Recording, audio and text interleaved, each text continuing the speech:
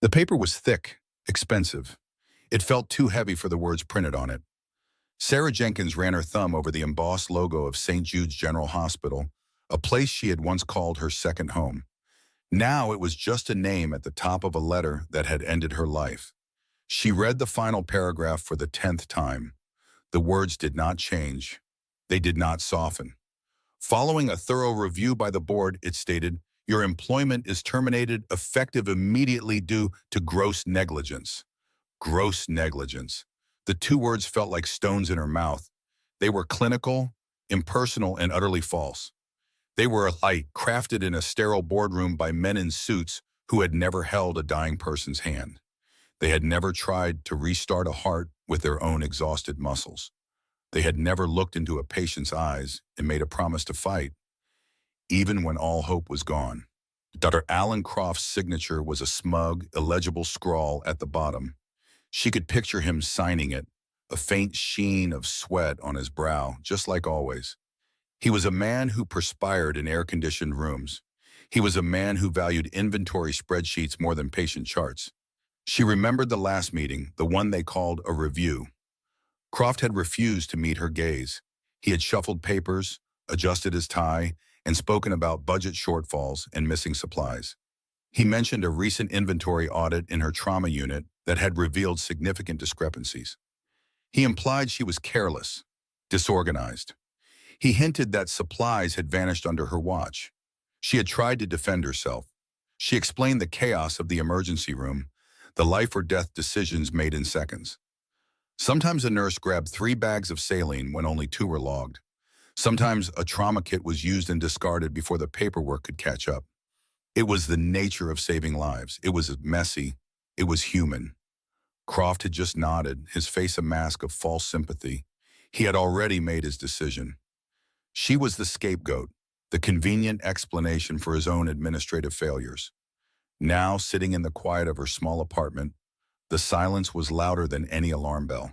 The city outside hummed with life, a distant, mocking soundtrack to her own stillness. The faint scent of burnt coffee hung in the air from a pot she had made hours ago and forgotten. Afternoon sunlight cut across the worn wooden floor, illuminating a universe of dancing dust motes. Her world had shrunk to this single room, these 4 walls that felt like they were slowly closing in. Her phone buzzed against the polished granite of the kitchen counter. The screen lit up with a picture of her sister, Emma, smiling on a beach. Sarah watched it vibrate, a frantic, desperate little dance. She let it go to voicemail. It was the 5th time Emma had called today. Her mother had called 3 times. Her father, a man of few words, had sent a single text message that morning. "Call me." She could not. What could she possibly say? How do you explain to your family that the thing you built your entire identity around has been taken from you? How do you tell them that the profession you bled for, both figuratively and literally, has branded you a failure? Her career as a trauma nurse was not just a job.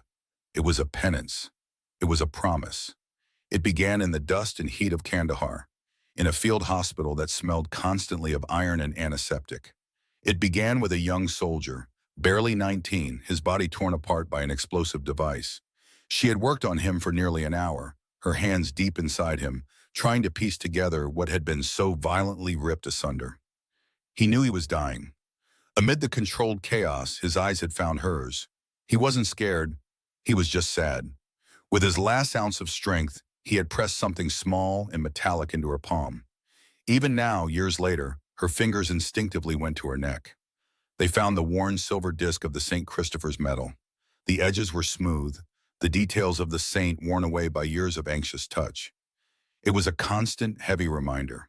A reminder of failure, yes, but also of duty. It was the reason she pushed herself harder than anyone else. It was the reason she never gave up on a patient, no matter how slim the odds. She had failed that boy in the desert. She had sworn she would never fail anyone like that again. And now Dr. Alan Croft and the board of St. Jude's had accused her of exactly that. They had taken her deepest fear and turned it into a public record. The shame was a physical thing, a cold knot in her stomach that made it impossible to eat, impossible to speak. So she sat in silence, the termination letter on the table, the ghost of a dead soldier at her shoulder, and ignored the calls of the people who loved her. The sun began to set, painting the sky in shades of orange and purple that she didn't bother to watch. The light in her apartment faded to a gloomy twilight. The hum of the refrigerator seemed to grow louder, filling the void. She should get up. She should turn on a light, make some food, call her sister back, and pretend everything was fine. But her limbs felt like lead. Her will was gone, hollowed out and discarded along with her career. That is when she heard the sound. It was not a knock. It was a subtle, metallic scrape at the front door. The sound of metal on metal, where it should not be. Her body went rigid. Every nerve, honed by years of high-stress environments, snapped to attention. The weariness vanished, replaced by a surge of pure, cold adrenaline. She was no longer a disgraced nurse. She was a combat medic again. Assess the situation, identify the threat. The scraping stopped. It was followed by a soft click, the sound of a deadbolt sliding open. Her deadbolt. She rose from her chair, her movements silent and fluid. Her apartment was small, a railroad layout with the front door leading directly into the living space where she stood. There was no cover, there was no escape route. Her mind raced, the heavy glass bottle of olive oil on the counter, the fire extinguisher by the kitchen entryway. Improvised weapons. Not good enough. The door swung inward without a sound. Two figures filled the frame, silhouetted against the dim light of the hallway. They were large men, broad-shouldered and thick-necked. They wore dark, heavy coats that seemed to absorb the light around them. They did not look like burglars. They moved with a calm, predatory efficiency. Their eyes scanned the room, found her, and dismissed everything else. This was not random. They were here for her. One of them took a step inside, his gaze locking onto hers. He did not speak. He did not need to. His expression was a blank slate, devoid of malice or anger. It was something far more terrifying. It was pure purpose. Sarah backed away slowly, her hands held slightly up, a gesture that was half surrender, half readiness. "Who are you? What do you want?" Her voice was steady, a practiced cam she had used 1,000 times to soothe frightened patients. It had no effect on these men. The second man stepped inside and closed the door behind him, plunging the room into near darkness. Her heart hammered against her ribs, a frantic, trapped bird. She could smell the cold night air on their clothes, a scent of damp wool and rain. The first man moved toward her. She took another step back, her leg bumping into the small dining table. The termination letter fluttered to the floor. She feinted to her right toward the kitchen, hoping to create an opening. It was a foolish, desperate move, and they were ready for it. The second man moved with surprising speed, cutting off her path. The first man closed the remaining distance in a single long stride. She didn't even have time to scream. A hand, rough and powerful, clamped over her mouth. An arm wrapped around her torso, lifting her off her feet as if she weighed nothing. She struggled, kicking and twisting, but it was like fighting against a statue of granite. Her feet found no purchase. Her flailing fists hit a wall of solid muscle. A dark, coarse-smelling bag was pulled over her head, and the world dissolved into suffocating blackness. Panic, raw and absolute, tore through her. She could not see. She could not breathe properly. The rough fabric scratched at her face, filling her nose and mouth with the taste of dust and something vaguely chemical. She was being carried. She heard the front door open again, felt the rush of cold air from the hallway. Her training screamed at her to keep calm, to orient herself. Left turn out of the apartment, count the steps to the elevator. But fear was a white noise that drowned out all thought. They did not take the elevator. They took the stairs. She was jostled and bumped against the walls as they descended, their heavy footfalls echoing in the concrete stairwell. One flight, two, three. They were moving quickly, efficiently. They reached the ground floor, the sound of their steps changing as they crossed the lobby tiles. The main glass doors opened. The sounds of the city rushed in, loud and then abruptly muffled as she was pushed into a vehicle. She landed hard on a cold metal floor. The door slammed shut with a deafening clang, sealing her in total darkness and silence, save for the sound of her own ragged breathing inside the bag. The engine turned over, a low, powerful rumble that vibrated through her entire body. The van lurched forward. She tried to fight the disorientation. She pressed her head against the floor, trying to feel the turns. A right turn, then a long straightaway. Another right. She counted the seconds between each turn, trying to build a map in her mind. A desperate attempt to reclaim some sliver of control, but the van was moving fast, the ride jarring. Her internal compass was spinning wildly. She was lost. The journey felt like an eternity, but it could have been 10 minutes or an hour. The loss of sight warped her sense of time. All she had was the smell of the van, the vibration of the engine, and the cold, unyielding fear. Who were these men? What did they want with a fired nurse? Was this about the hospital? About Croft? The questions swirled in the blackness, each one more terrifying than the last. Finally, the van slowed. It made a sharp turn, and the smooth vibration of asphalt was replaced by a bumpy, uneven surface. It came to a stop. The engine was cut, and the sudden silence was more jarring than the noise. She heard the click of a door handle. The rear doors of the van were thrown open, flooding the space with a dull, ambient light that barely penetrated her hood. Hands grabbed her again, pulling her roughly to her feet. She stumbled out of the van onto uneven ground. The air was different here. It was cold and damp, thick with the smell of rust, salt, and stagnant water. A waterfront. She could hear the faint, rhythmic lapping of water against a nearby structure. She was half dragged, half pushed forward a few paces. A heavy metal door groaned open. They forced her inside, and the door slammed shut behind her, the sound echoing in a vast, open space. The smell of damp concrete was overwhelming. Water dripped somewhere nearby, a slow, steady rhythm like a torturous clock. They walked her another 20 feet across the rough floor. Then, without warning, they shoved her forward. She cried out as she lost her balance, her arms flailing in the dark. She hit the ground hard, the impact jarring her teeth. The cold of the concrete floor seeped through her jeans, a chilling shock against her skin. She lay there for a moment, stunned, the rough bag still over her head. Before she could push herself up, a hand grasped the back of the hood. With one sharp, violent motion, the bag was ripped from her head. Light flooded her vision, blinding her. She squeezed her eyes shut, then blinked them open, trying to force them to adjust. The light came from a single, bare bulb hanging from a high, dark ceiling, casting long, dancing shadows across a cavernous space. It looked like an old warehouse. Rusted metal beams crisscrossed overhead, and the damp concrete walls were stained with age. Her gaze dropped. Standing before her, bathed in the star-yellow light, was a man. He was not one of the two who had taken her. He was older, perhaps in his late 40s, dressed in an impeccably tailored dark suit that seemed absurdly out of place in the grimy surroundings. His hair was close-cropped and graying at the temples. He stood with an unnerving stillness, his hands clasped behind his back. But it was his eyes that held her. They were a cold, flat gray, and they watched her with a calm, penetrating intensity, like a biologist studying a specimen. He was not angry. He was not threatening. He was simply assessing her. And in his dispassionate gaze, Sarah Jenkins felt a deeper, more profound fear than any she had ever known.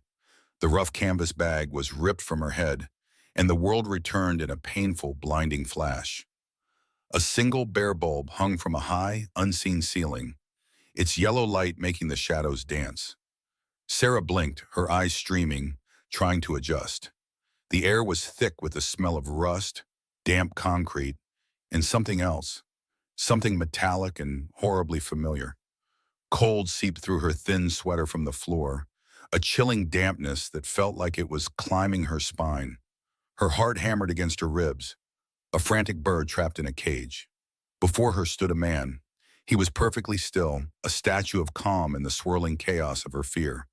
He wore a dark, impeccably tailored suit that seemed absurd in this decaying space. His hair was short, a severe salt and pepper gray, and his eyes were the color of a winter sky just before a storm. They held no anger, no panic, only a flat, unnerving certainty. He watched her not as a person, but as one might observe a tool to see if it was fit for its purpose. Behind him, two other figures lingered in the deep shadows, large and silent, the same men who had forced their way into her apartment. Her throat was drum-mowing, deserted of terror. She tried to speak, to demand an explanation, but only a choked gasp escaped. Where was she? Why? The question spun in her mind, tangled with the lingering sting of Dr. Croft's dismissal letter. Was this somehow connected? A mistake? A cruel, elaborate prank? Nothing made sense. The man took a single, measured step forward. His expensive leather shoes were silent on the dusty floor. "My name is Marcus Thorne," he said. His voice was low and even, devoid of any emotion. It was more frightening than any shout. The name meant nothing to her, a random piece of information in a world that had tilted off its axis. He didn't offer an apology or an explanation for her violent abduction. He simply stated his name as if it were a fact of nature, like gravity or the turning of the earth. He then made a small, deliberate gesture with his chin, directing her gaze away from him. Sarah's eyes followed, slowly, reluctantly. In the dim, oppressive light, she saw it. A makeshift cot, little more than a metal frame with a thin, stained mattress. On it lay a figure, a young man, writhing in silent agony.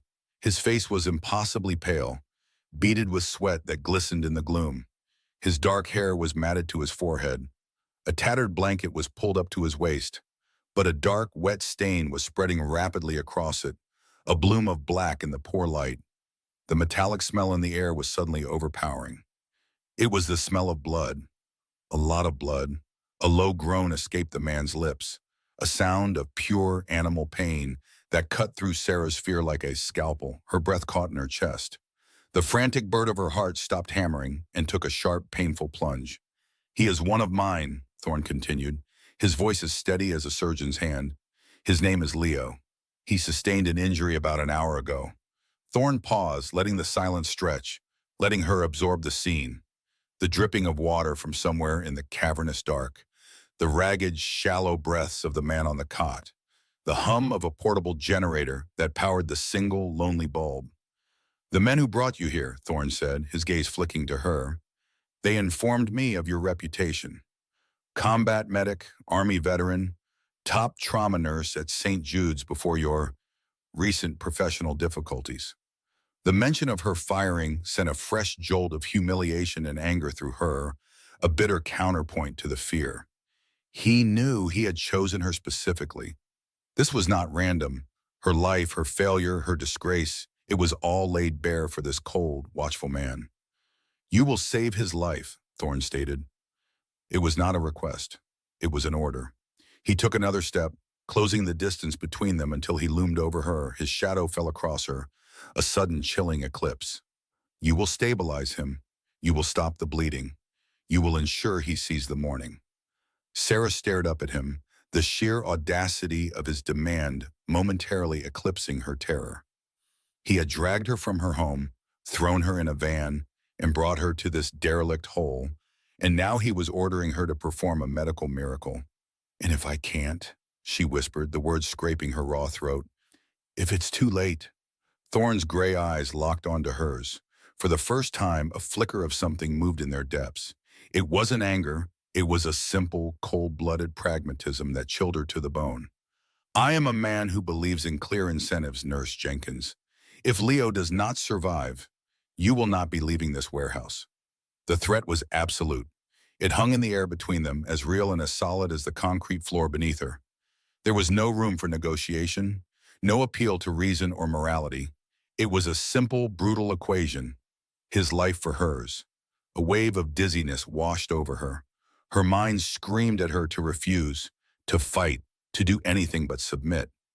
But then another sound came from the cot, a weak, desperate gasp, followed by a shuddering moan that seemed to tear through the boy's entire body. And in that instant, everything changed. The fear was still there, a cold knot in the pit of her stomach. The anger at Thorne, a hot coal of fury. But something else rose up, something older and more powerful than either. It was the instinct, the training, the thousands of hours in frantic emergency rooms and dusty field hospitals. The oath she had taken, not in a grand ceremony, but in the quiet, desperate moments over broken bodies, promising to do no harm, to preserve life wherever she found it. Her eyes, now fully adjusted to the dimness, swept over the scene again. This time she wasn't seeing a kidnapper and his wounded henchman. She was seeing a critical patient in a hostile environment. Her brain, without her permission, began to work. The terror receded, pushed into a corner by the tidal wave of professional assessment. She pushed herself up from the floor, her movements stiff but purposeful. She ignored Thorne, her focus narrowing with an intensity that blocked out everything else. Her world shrank to the cot and the dying man on it. She walked towards him, her footsteps soft. The smell of blood was a physical presence now, thick and cloying.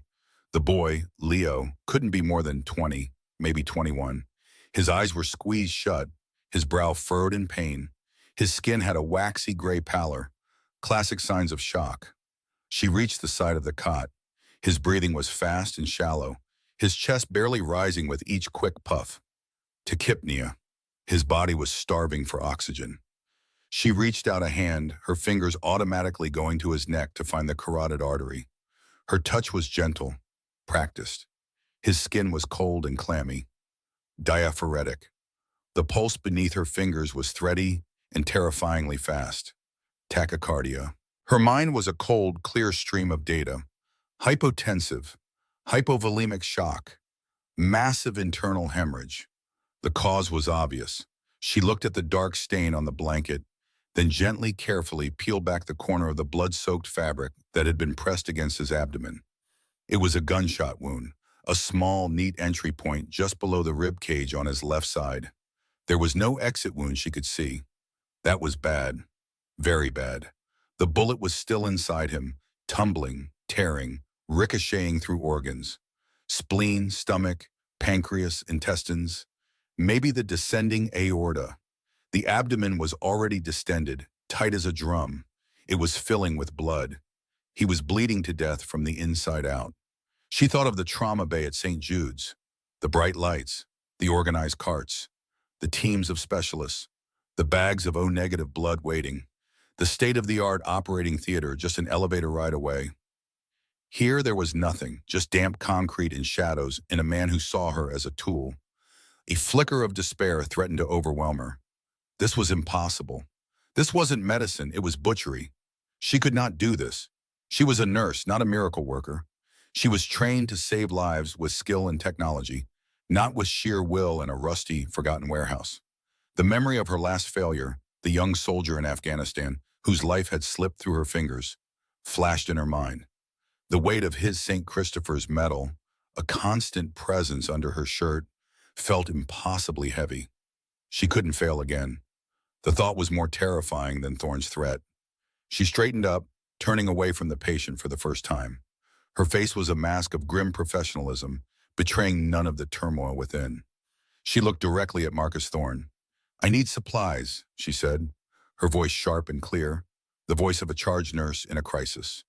"I need sterile packing gauze, a full laparotomy tray, clamps, sutures, at least 4 units of blood, saline, a proper monitor, anesthesia." She was ready to list a dozen more things to make him understand the futility of his demand. She wanted to see his cold certainty crack, to force him to confront the reality that he had brought her here for an impossible task.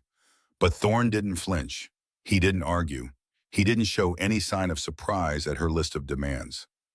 His expression remained unchanged, a placid lake of cold control. He simply raised his hand and pointed a single, steady finger toward a rusty metal table pushed against the damp brick wall. It sat in the deepest part of the shadow, a dark shape she hadn't truly registered before. Sarah followed his gesture. She squinted, her eyes straining in the poor light. As her vision focused, a cold, sickening dread washed over her, far worse than the initial fear of her abduction. It wasn't a medical cart, it was a nightmare. A collection of crude, mismatched items lay scattered across the corroded surface. There was a small stack of what looked like dish towels, a roll of duct tape, and a half-empty bottle of cheap whiskey, likely intended as an antiseptic. Beside them lay a pair of automotive pliers, their jaws coated in rust, a long, thin kitchen knife with a chipped plastic handle, a needle and a spool of what looked like black thread, a few loose pads of gauze, their paper wrappers wrinkled and stained with moisture. It was a collection of tools for torture, not for healing. Sarah stared, her mind refusing to process what she was seeing. This was his idea of medical supplies?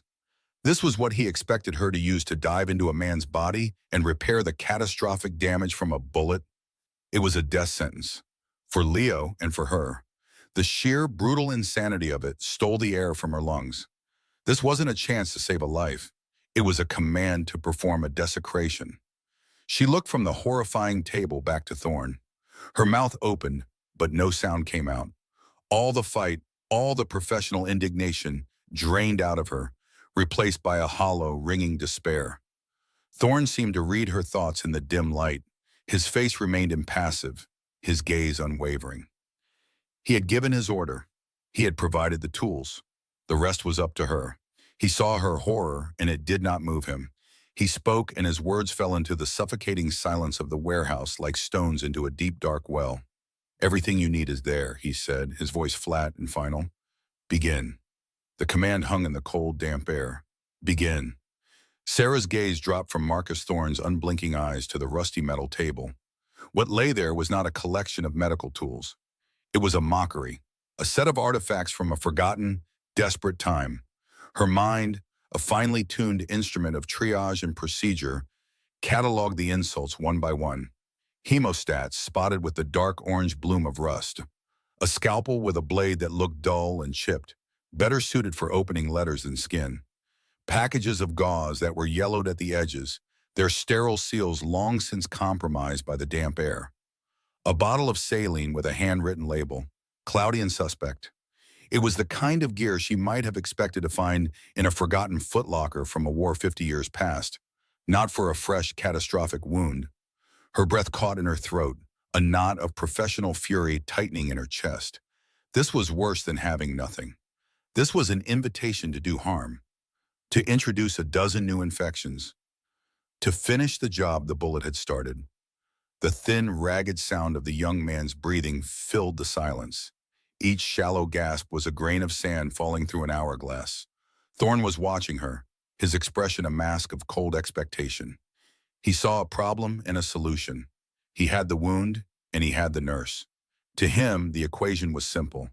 But for Sarah, it was anything but. She could feel the cool, smooth weight of the St. Christopher's metal against her skin, a constant, phantom pressure beneath her shirt. It was a reminder of failure, of a promise she had made to a ghost in the dust of Kandahar. A promise to never again be unprepared, to never again settle for good enough when a life hung in the balance. She took a step back from the table, the small movement echoing like a gunshot in the cavernous space. She crossed her arms, a gesture that was both defensive and defiant. Her hands, which had been trembling just moments before, were now perfectly still. "No," she said. Her voice was quiet, but it cut through the hum of the generator with the sharp, clean edge of a surgeon's blade. One of Thorne's men, a mountain of a man standing near the door, shifted his weight. The movement was a low growl of intimidation. Thorne himself did not move a muscle. Only his eyes narrowed, just slightly. "Excuse me?" he asked. The question was soft, almost polite, but it carried the chilling promise of violence. It was the sound of a predator asking its prey to repeat itself. Sarah met his gaze without flinching. The fear was there, a cold snake coiling in her stomach, but her professional outrage was a hotter fire. "I said no, I will not touch him with this garbage." She gestured to the table with a flick of her chin. "Those instruments are contaminated. The sutures are probably brittle. I don't know what's in that saline, but I'm not putting it into a human body." Her mind raced, the words spilling out with a clinical precision that belied the terror she felt. "The patient, Leo, has a penetrating abdominal wound. The bullet likely tore through bowel, probably hit a major vessel. The primary risk right now is exsanguination, followed by sepsis. Using this equipment," she said, her voice dropping, "is not treatment. It's a guarantee of a slow, agonizing death from infection if he doesn't bleed out on this cot first." She was not just a nurse anymore. She was a teacher, giving a grim lecture in a classroom of concrete and rust. She was laying out the facts, not for negotiation, but for understanding. This was the boundary of her oath. She would not, could not, cross it, not even with a gun to her head. Thorne remained silent for a long time. The only sounds were the drip, drip, drip of water from the high, dark ceiling and Leo's labored breathing, which seemed to be growing weaker. Sarah could hear the wet, rattling quality that signaled fluid was building. He was drowning from the inside. They were wasting precious minutes. Part of her screamed to just do something, anything. But the veteran medic in her, the woman who had seen too many young men die from preventable complications, held her ground. Doing it wrong was worse than not doing it at all. "You are in no position to make demands, Nurse Jenkins," Thorne said finally, his voice still unnervingly calm. "I'm not making a demand," Sarah countered, her own voice shaking almost imperceptibly. "I'm stating a medical fact. You brought me here to save his life. What you've provided me with will only allow me to desecrate a corpse." The word hung in the air between them. Corpse. It was a brutal, ugly word, and she had chosen it deliberately. She needed him to understand the stakes, not as a strategist, but as a man watching one of his own die. She saw a flicker in his cold gray eyes. It wasn't empathy, it was calculation. He was reevaluating the situation, weighing her defiance against her expertise. He had kidnapped a professional, and she was behaving like one. This was an outcome he had perhaps not fully anticipated. He believed in competence. She could see it in the sharp cut of his suit, in the economical way he moved, in the disciplined stillness of his men. He would not respect a person who crumbled under pressure and agreed to do a shoddy, fatal job. Her refusal, her rigid adherence to her code, was the only currency she had in this room. It was the only thing that might convince him she was worth more than the tools he had provided. Leo let out a low moan, his body twitching on the cot. His face, slick with a cold sweat, was ashen in the dim light. The bloodstain on the crude bandages was spreading, a dark, terrible flower blooming on the white fabric. The sight sent a jolt through Sarah, a pang of pure animal urgency. Every instinct screamed at her to act, but she held herself rigid, her arms still crossed, a statue of terrible resolve. She would not break. Thorne's gaze shifted from Sarah's face to the dying young man, then back. He had expected fear, compliance, maybe tears. He had not expected this cold professional fury, this absolute refusal to compromise on her principles, even in the face of death. He was a man who understood lines that could not be crossed. She had just drawn hers in the concrete dust at his feet. For a long, agonizing moment, the standoff held. The air was thick with unspoken threats and the metallic scent of blood. Sarah felt as if her lungs were encased in ice. She was sure this was it. This was the moment he would decide she was more trouble than she was worth. The big man by the door looked at Thorne, awaiting a signal. A numb nod, a gesture, and it would be over. Instead, Thorne gave a single, almost imperceptible nod, but it was directed at the other man, the leaner one, who had stood silently in the shadows. Without a word, the man turned and disappeared into the deeper darkness at the back of the warehouse. Sarah's heart hammered against her ribs. She didn't dare to hope. She didn't dare to move. She just watched Thorne, who continued to watch her, his expression unreadable. The seconds stretched into an eternity. The only sound was Leo's ragged fight for air. Then she heard the scrape of metal on concrete, followed by heavy footsteps returning. The lean man re-emerged from the darkness. He was carrying a large, black, hardshell case. It was a Pelican case, the kind used by paramedics and military medics to carry a full trauma loadout. It was sealed, clean, and utterly out of place in this decaying environment. The man walked past the rusty table without a glance. He stopped directly in front of Sarah and, with a grunt of effort, dropped the case at her feet. It landed with a loud, definitive thud that seemed to shake the very floor. The sound was a concession, a command, a new beginning. Thorne spoke, his voice retaining its flat, emotionless tone. "Is this adequate, Nurse Jenkins?" Sarah stared down at the case. It was a beautiful, terrible sight. It was salvation, and it was a cage. With the rusted tools, she had an excuse. Failure would have been inevitable, but with this, with a professional kit, the responsibility was hers and hers alone. All of it. She didn't answer him. There was no time. She dropped to her knees beside the case, her fingers finding the latches. The loud snap of them opening was the starting gun for a race she was already losing. She threw back the lid. Inside, nestled in custom-cut foam, was everything she could have hoped for. Sterile instrument packs sealed in blue paper. Vials of lidocaine, epinephrine, and ceftriaxone. An intraosseous drill for emergency vascular access. Rolls of compressed Kerlix gauze. Chest seals. Tourniquets. Sutures of every gauge, from thick silk for closing fascia to fine nylon for skin. It was a portable emergency room. It was hope. Her hands moved without conscious thought, the years of training taking over. Her mind cleared of everything except the immediate tasks ahead. She was no longer a prisoner. She was no longer the disgraced nurse from St. Jude's. In this moment, she was only a combat medic with a casualty on the table. She pulled out a pair of sterile gloves, snapping them on with practiced efficiency. She grabbed trauma shears and turned to the cot. The fear, the anger, the impossible situation, it all receded into a dull hum in the back of her mind. There was only the patient. There was only the wound. There was only the clock, ticking faster and faster. She began to cut away the blood-soaked bandage, her movements swift and sure. But as her hands, now steady and purposeful, began the desperate work of saving a life, a cold certainty settled in her heart. She had won the battle of wills. She had the right tools for the job.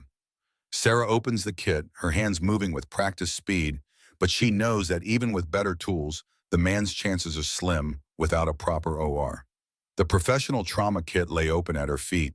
For a moment, the sterile blue wrapping and polished steel instruments felt alien in the damp, grimy warehouse. They were a small island of order in a sea of chaos. Sarah knelt, her knees protesting against the cold concrete. Her hands, however, felt steady. They knew this language. This was the only world that had ever truly made sense to her. She pulled on a pair of latex gloves. The snap against her wrist was a familiar report, the sound of a battle beginning. Leo, the young man on the cot, was a pale shadow. His breathing was shallow, his skin slick with a cold sweat that was different from the blood soaking his clothes.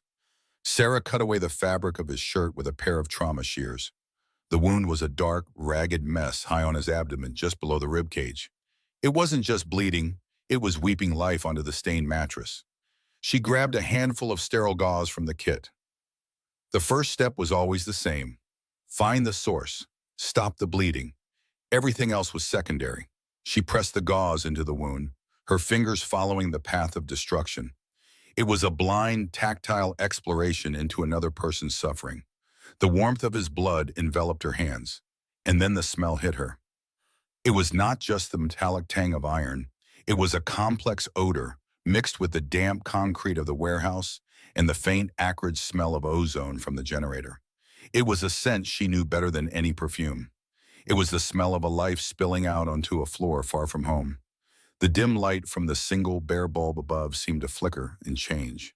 It warmed, growing brighter, harsher. The damp chill of the warehouse evaporated, replaced by a suffocating, dry heat that tasted of dust. The drip of water from the ceiling became the distant, rhythmic thumping of helicopter blades. The warehouse dissolved. She was back in the tent. The canvas walls of the field hospital in Kandahar pulsed with the oppressive afternoon sun. Her hands were still in a wound, but it was a different body, a different boy. His name was Corporal Thomas Miller. He was 19. He had a picture of a girl with braces taped to the inside of his helmet. Sarah could see the dust caked in the lines around his young eyes, which were wide with a terror that was quickly being replaced by a hazy confusion. He was bleeding out from a shrapnel wound, a mirror image of the one her fingers were now exploring in the future. The tent was a symphony of managed panic. Shouts, the beep of failing monitors, the hurried footsteps of other medics. But around her table, a pocket of intense, focused silence had formed. It was just her and Thomas. She packed his wound with gauze, her hands moving with a desperate speed. She could feel the ragged edges of his torn viscera, the slickness of the internal bleed she couldn't seem to locate. "Stay with me, Miller," she had whispered, her voice tight. "You hear me? Stay with me." He had tried to nod, a small jerky movement. His lips were blue. He knew. They both knew. The resources were too thin, the damage too catastrophic. He reached up, his hand clumsy and weak, and fumbled with the chain around his neck. He pulled it free. It was a small, silver St. Christopher's medal, worn smooth without prayer and fear. He pressed it into her gloved hand. The metal was hot from his skin. "Give this to my mom," he had rasped, his breath catching. "Tell her I wasn't scared." It was a lie, his eyes were swimming with it. But it was the last gift he had to give, a final piece of armor for the people he was leaving behind. Sarah closed her hand around the metal, her own tears mixing with the sweat on her brow. She couldn't speak. She could only nod, a sharp, painful motion. She kept working, kept packing, kept searching for a miracle that refused to appear. She felt the light, faint flutter of his pulse under her fingers. Then there was nothing, a profound and absolute stillness. The life had gone out of him, leaving behind a young, broken body that only minutes before had been a son, a brother, a boy with a photo in his helmet. The metal in her hand grew cold. A sharp, rattling cough pulled her back. The heat vanished. The thumping helicopter blades became the hum of the generator again. The dusty tent walls solidified back into rust-stained metal and concrete. She was kneeling in the cold. Before her was Leo, not Thomas. His eyes were closed, his face contorted in a mask of unconscious pain. But for a terrifying second, she saw the same young, frightened face from that dusty afternoon in Kandahar. The same lost potential, the same life threatening to slip through her fingers. A wave of nausea and grief washed over her so powerfully she thought she might fall. The ghost of Thomas Miller stood beside her. He was always there in these moments, a silent spectator to every critical case, every drop of blood. He was the failure she carried in the marrow of her bones, the cold silver of the St. Christopher's medal, now tucked safely under her own shirt, felt like it was burning a hole through her skin. She looked from Leo's pale face to Marcus Thorne, who stood motionless in the shadows. His face was a stone carving, his eyes missing nothing. He was watching her, waiting. He saw her as a tool, a function to be performed. He couldn't see the ghost in the room. He couldn't feel the weight of the promise she had made to a dying boy halfway across the world. Not again. The words echoed in the silent chamber of her heart. "I will not fail again." The grief did not recede. Instead, it sharpened. It burned away the fear and the shock, leaving behind a core of pure, unyielding resolve. This was not just a kidnapped nurse saving a criminal to survive. This was a penance. This was her chance in this cold, godless place to answer for the debt she owed to a boy she could not save. Her hands, which had trembled for a second, became rock steady. "I need more light," she said, her voice cutting through the quiet hum. It wasn't a request, it was a command. "And bring that portable lamp closer. Angle it directly on the wound." One of the other men, the one who had brought the kit, hesitated, looking to Thorne. Thorne gave a slight, almost imperceptible nod. The man scrambled to obey, moving a heavy-duty work lamp and flooding the cot with harsh, white light. Now she could see everything. The battlefield was illuminated. She worked with a new intensity. Her mind was a fortress, blocking out everything but the anatomy of the man in front of her. She was no longer just packing gauze. She was mapping the territory, her fingers reading the landscape of the injury. The bullet had entered at an angle, tearing through muscle and peritoneum. She could feel the subtle, dangerous vibration of a major blood vessel somewhere deep inside. The source of this deluge. It was hiding, shielded by damaged tissue. "Okay, Leo," she murmured, her voice low and calm, a habit she'd never broken. Talking to them kept them real. It kept her human. "We're going on a little hunt, you and me. Just gotta find the troublemaker. You just hold on, you're doing good." She took a deep breath and plunged her hand deeper into the wound cavity. It was a violation, a brutal intimacy, but it was the only way. She had to find it by feel. Her fingers moved with painstaking slowness, gently probing, differentiating the texture of muscle from organ, of connective tissue from the smooth, terrifyingly delicate wall of an artery. She ignored the constant, slick flow of blood that made everything slippery and uncertain. She focused on the pulse. It was a faint tremor, a ghost of a drumbeat that told her she was close. Time ceased to have meaning. There was only the singular focus of the search. Thorne and his men faded into the background, becoming mere shadows at the edge of her vision. The only reality was the space beneath her hands. She imagined the path of the bullet, visualizing the probable trajectory. It would have passed near the splenic artery. A tear there would be catastrophic. It would explain the volume of blood loss. Her fingers brushed against something. It was smooth, tubular, and it pulsed with a frantic, powerful rhythm against her fingertips. There it was, the source, the main artery, torn and wide open. A wave of adrenaline surged through her, a hunter's thrill mixed with profound relief. She had found it. "Got you," she whispered. Now came the most dangerous part. She needed to clamp it without causing more damage. She held its location with the fingers of her left hand, a gentle but firm pressure to stymie the flow. With her right hand, she reached for a long hemostat clamp from the kit, her eyes never leaving the wound. The polished steel felt cold and heavy. She guided the clamp into the cavity, her movements economical and precise. It was like performing surgery in a dark cave, relying on touch alone. Her left hand was her eyes, mapping the terrain for her right. She positioned the jaws of the clamp on either side of the tear in the artery. She had to be certain. A misplaced clamp could sever it completely, turning a desperate situation into an impossible one. She held her breath. The entire warehouse seemed to fall silent, even the generator's hum fading into the background. She squeezed the handles of the hemostat. The ratchet clicked once, twice, 3 times. It was a sound louder than a gunshot in the tense silence. The clamp was locked. For a heartbeat, nothing happened. Then slowly the river of blood that had been pouring from the wound subsided. The relentless flow slowed to a manageable, dark ooze. The pulsing she had felt against her fingers was gone, replaced by the firm, metallic grip of the clamp. She had done it. She had stopped the primary hemorrhage. A long, shuddering breath escaped her lips. She felt a lightness in her chest, the first glimmer of hope she'd had since being thrown into this nightmare. She looked up from the wound, her gaze falling on the small, portable vital signs monitor next to the cot. The numbers were still low, dangerously so, but they were stable. He was holding on. She allowed herself a fraction of a second of relief. It was a fatal mistake. As she watched, a shrill, piercing alarm suddenly split the air. It was a flat, panicked tone that every medical professional dreads. Her head whipped back to the monitor.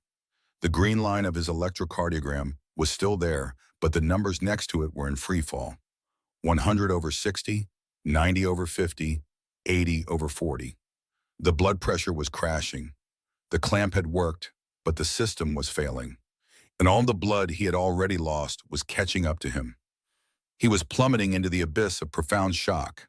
She had managed to clamp a major artery, but his blood pressure suddenly began to plummet on the portable monitor. The beeping was no longer a steady rhythm. It had become a frantic, high-pitched scream. Sarah's head snapped towards the small, glowing screen of the portable monitor. The numbers were falling. A cascade. 80 over 50. 75 over 45. It was a digital representation of a life draining away. A cold knot formed in her stomach, a familiar dread that tasted like dust and failure. He was cratering. The clamp on the artery had slowed the bleeding, but it had not stopped it. Somewhere inside him, a dam had broken, and he was emptying out faster than she could pour fluid in. She looked at the single, clear bag of saline dripping methodically into the young man's arm. It was a joke. It was like trying to put out a house fire with a water pistol. He didn't need saline. He needed blood. He needed bags and baths of O-negative blood, warmed and pushed into him by a rapid infuser in a brightly lit trauma bay. He needed a surgeon, an anesthesiologist, and a fully stocked operating room. He had none of that. He had her. He had a concrete floor and a single bare bulb swinging overhead, casting shadows that danced like ghosts. Her mind, a library of procedures and protocols, began flipping through pages at lightning speed. Thoracotomy, laparotomy, blood bank, all impossible. Useless knowledge in this cold, damp place. Her gaze swept over the meager supplies again. The sterile drapes, the extra sutures, the clamps. And then her eyes landed on the blood pressure cuff, a simple black nylon and vinyl tool for measuring life, not saving it. But a memory sparked, hot and urgent. It was not from a textbook or a clean hospital lecture. It was from a faded, dog-eared field manual, a technique whispered about by grizzled medics in Kandahar. A last resort.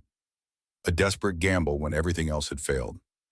It was dangerous. You could cause a fluid overload, blow out his veins, even send a fatal air embolism into his system. But the alternative was watching the numbers on the screen hit zero. Failure was not an option. Not again.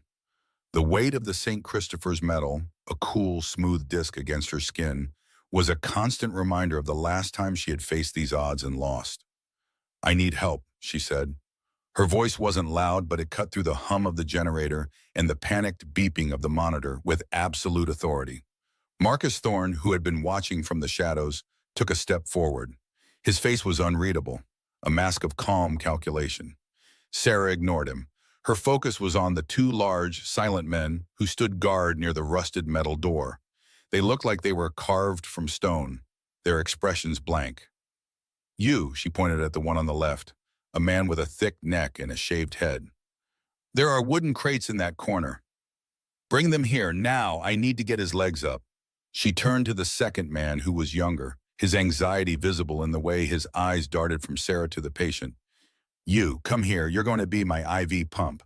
The men exchanged a brief, uncertain glance. Thorne gave a short, almost imperceptible nod. That was all it took. The uncertainty vanished, replaced by instant obedience. The first man moved with surprising speed, his heavy boots echoing as he crossed the floor and began dragging heavy crates. The second approached her cautiously, as if she were as dangerous as the situation itself. "What are you doing?" Thorne's voice was low and even, devoid of any emotion. It was not a challenge, but a demand for information. Sarah didn't look at him. Her hands were already moving, grabbing the blood pressure cuff. "He's in hypovolemic shock. His blood volume is too low to create pressure. I'm going to use his own body as a reservoir." She gestured with her chin toward the patient's legs. "There are about 1.2 liters of blood in the legs. By elevating them, we use gravity to send that blood back to his core, to his heart, lungs, and brain."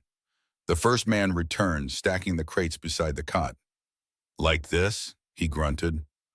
"Perfect," Sarah said. "Now gently. We lift on 3. 1, 2, 3. Together, she and the man lifted Leo's legs, resting his ankles on the makeshift platform. The young man groaned, his body tensing, but his eyes remained closed. His face was a waxy, pale canvas of pain. Sarah's focus was absolute. She straightened up and turned to the second man. "Your name?" "It's Jack," he mumbled. "Okay, Jack. See the saline bag?" She pointed to the dripping IV. "It's not flowing fast enough. We're going to force it in." She quickly wrapped the blood pressure cuff around the soft plastic of the IV bag. "I'm going to inflate this cuff, and it will squeeze the bag. Your job is to add pressure with your hands. Squeeze it. Squeeze it like you're trying to pop it, and don't stop until I tell you. Understand?" Jack nodded, his face pale but determined.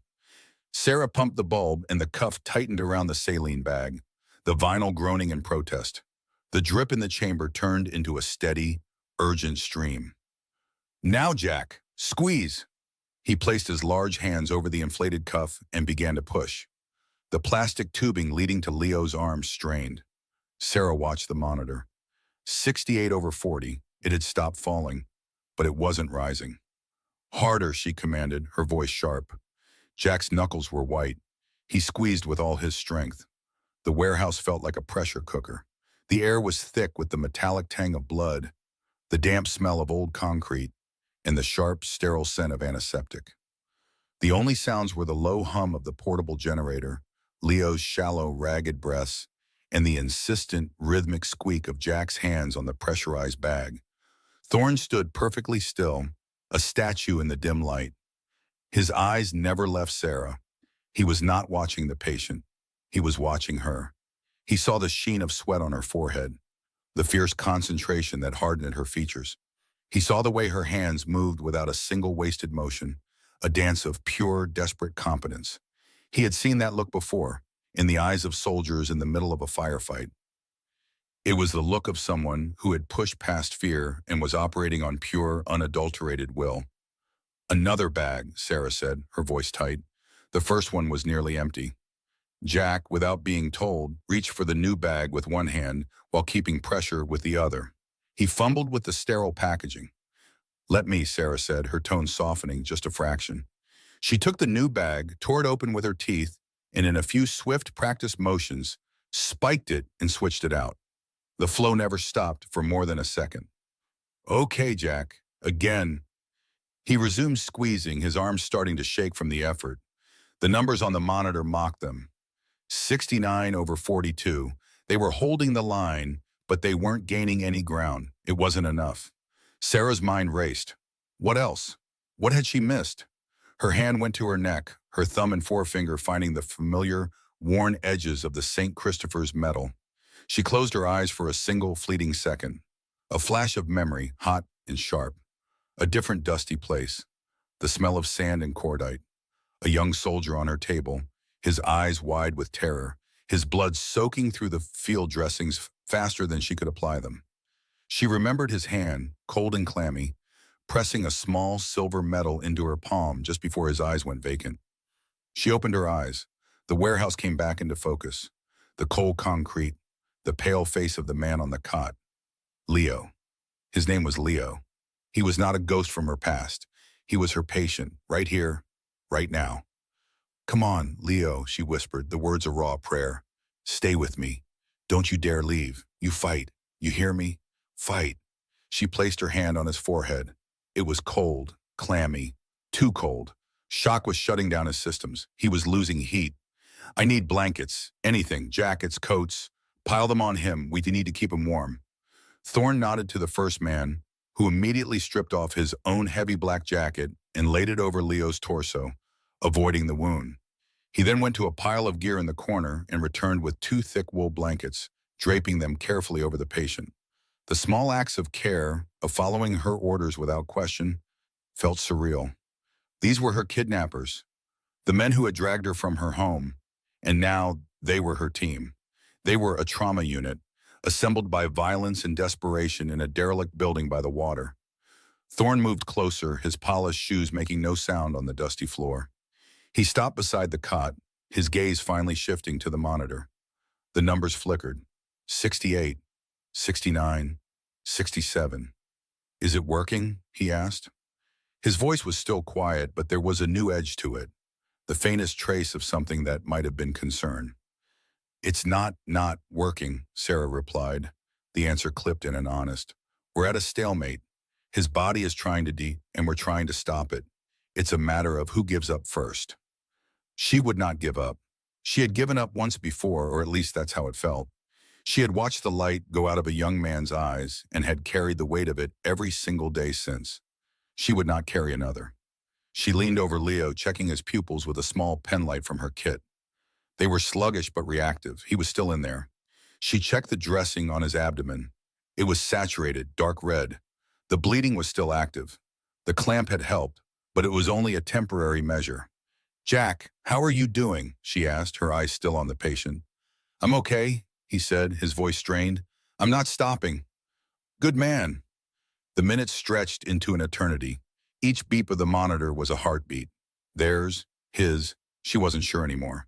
The world had shrunk to this small, desperate circle of light, the patient, the monitor, and the makeshift tools of survival. Sarah felt a strange sense of detachment, the way a pilot must feel in a storm. You don't fight the storm, you fly the plane, you manage the instruments, you trust your training, and you keep your eyes on the horizon you cannot yet see. She was flying the plane. And then she saw it. It wasn't a sudden surge, it was a flicker. A hesitation. The number 69 blinked, then vanished and was replaced by a 70. It stayed there for 3 beats, then 71. Sarah held her breath. She didn't dare to believe it. It could be a momentary artifact, a fluke of the machine. But it stayed. 71. Thorne saw it too. He leaned forward slightly, his gaze locked on the screen. The only movement in the room was the slow rise and fall of Leo's chest under the pile of blankets, and the steady, determined squeezing of Jack's hands. 72, a collective, unspoken sigh, seemed to pass through the room. The first man, the guard, shifted his weight. Jack let out a slow, shaky breath. 73 over 45. It was still a catastrophic blood pressure.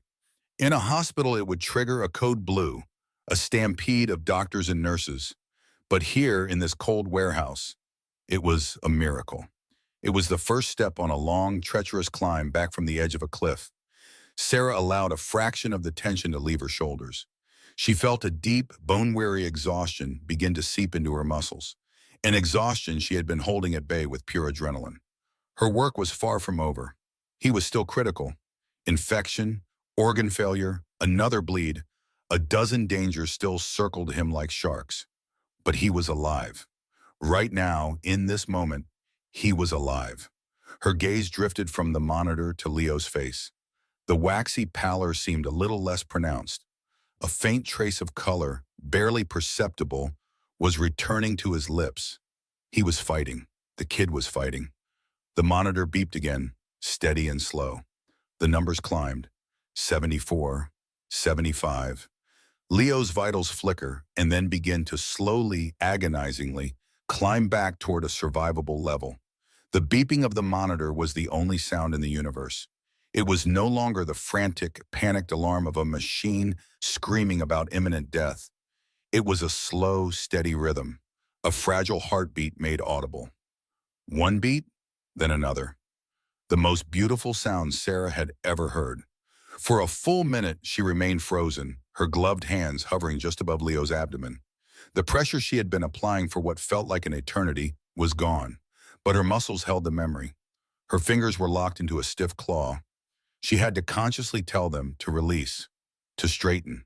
When they did, they began to tremble violently. It wasn't from fear anymore. It was the aftershock, the brutal come-down from an adrenaline surge that had held her together like wire and glue. Slowly, the world expanded beyond the small, stark circle of light cast by the bare bulb. She became aware of her own body. A deep, grinding ache had settled into her lower back. Her shoulders burned as if they were on fire. A trickle of sweat snaked its way down her temple, cold against her skin. The air was thick and metallic, a grim cocktail of rust, damp concrete, and the coppery tang of blood. So much blood. It stained her gloves, her forearms, the makeshift surgical field she had created on the cot. But Leo was breathing. The shallow rise and fall of his chest was visible beneath the blood-soaked bandages. His face was a ghostly white, but the bluish tint around his lips had receded. He was stable. The word echoed in her mind, hollow and immense. She had pulled him back from the edge.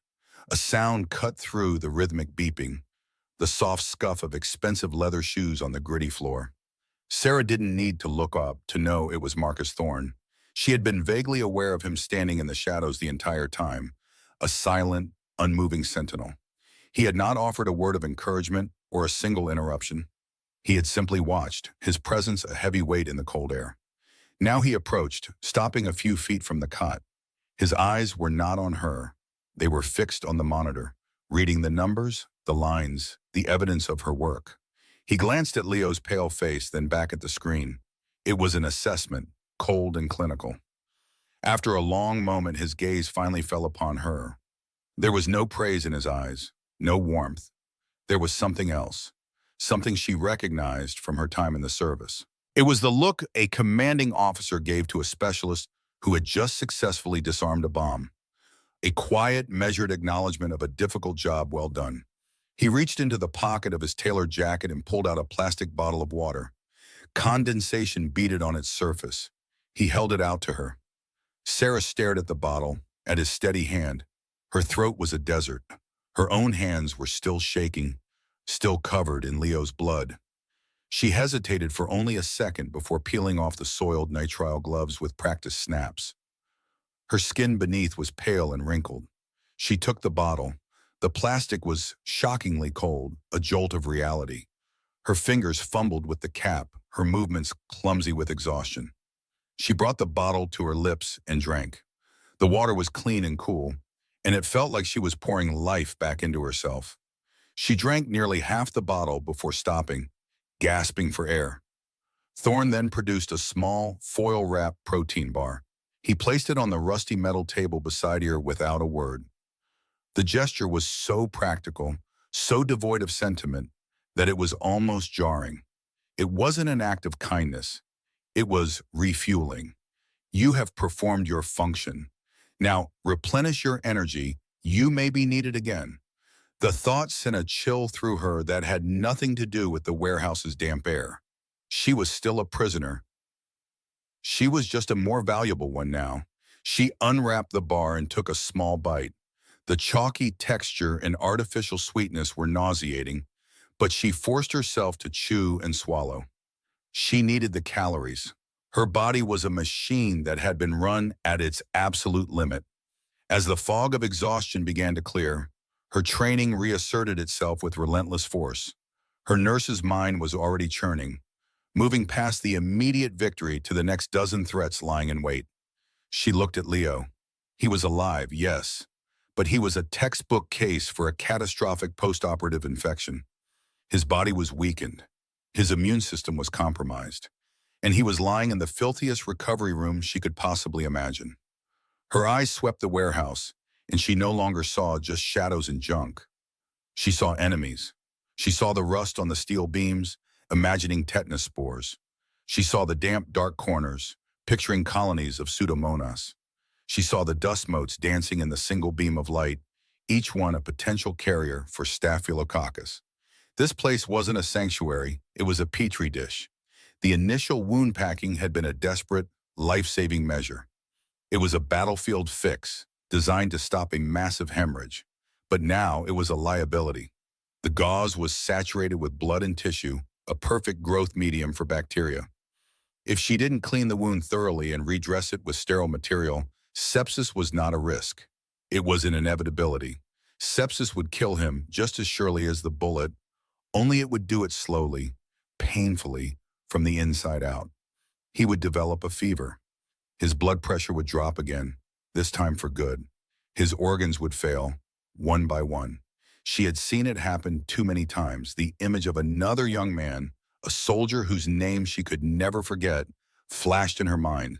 She had saved him from the initial blast, only to lose him to infection 3 days later in a field hospital that was cleaner than this warehouse. She felt a familiar cold dread grip her heart. She would not fail again. Not like that. She pushed herself to her feet. Her legs trembled, threatening to buckle. She planted them firmly, a wave of dizziness washing over her.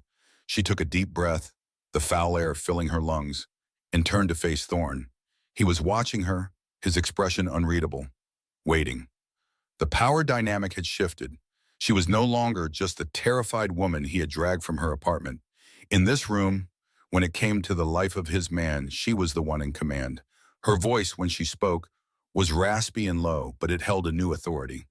It was the voice she used with interns who were about to make a mistake, with families who needed to understand the gravity of a situation.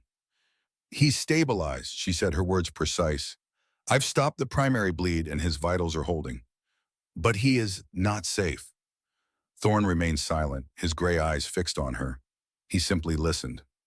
"The work is only half done," she continued, her gaze unwavering. "Maybe not even half."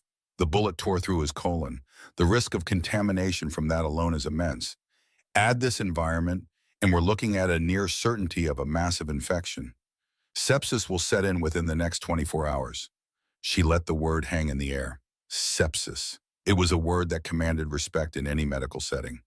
She saw a flicker of understanding in his cold eyes. He was a man who understood threats, who calculated risks. She was speaking his language now. "I packed the wound to control the bleeding," she explained, gesturing toward the cot. "But that packing needs to come out. The entire wound cavity has to be debrided and irrigated. I need to remove any non-viable tissue and flush it clean. Then I need to repack it, and I need to do it with completely sterile materials." She took a step closer, her exhaustion forgotten, replaced by the fierce urgency of her purpose. "The trauma kit you gave me is spent. I used almost all the gauze. What I have left is not nearly enough. I need more sterile packing gauze. A lot more. I also need bottles of sterile saline for irrigation. And I need a broader spectrum of antibiotics than what was in that kit.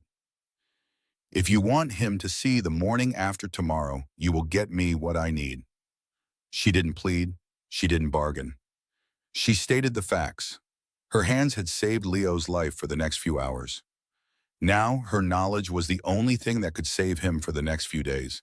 She held his gaze, her own blue eyes intense, refusing to look away. For a long, tense moment, the only sounds were the steady beep of the monitor and the low hum of the generator. Thorne's face was a mask of cold composure. He was weighing her words, calculating. He looked from her determined face to the pale, sleeping form of his young soldier. He had brought Sarah here to perform a task, and she had done it. Now she was telling him the task was larger than he had anticipated. He seemed to come to a decision. There was no argument, no negotiation. He had procured a specialist, and the specialist had given her diagnosis. In his world, you either trusted your assets or you didn't. He gave a single, sharp nod. It was a concession, an agreement. He turned slightly, lifting his hand and gesturing with an open palm toward a far corner of the vast, dark space. The area was lost in deep shadow, far from the lonely bulb that illuminated their small island of activity. Pallets stacked with unseen things loomed like monolithic shapes in the gloom. "There are more supplies in the back," Thorne said, his voice a low, even rumble that carried easily in the quiet warehouse. "Get what you need." The words hung in the cold, metallic air. Get what you need, a simple instruction, but after the last 2 hours it felt like a fragile truce. Sarah's body screamed in protest as she forced herself to stand. Her spine was a column of fire, and the muscles in her shoulders and neck were knotted tight. A fine tremor ran through her hands, the last ghost of adrenaline leaving her system.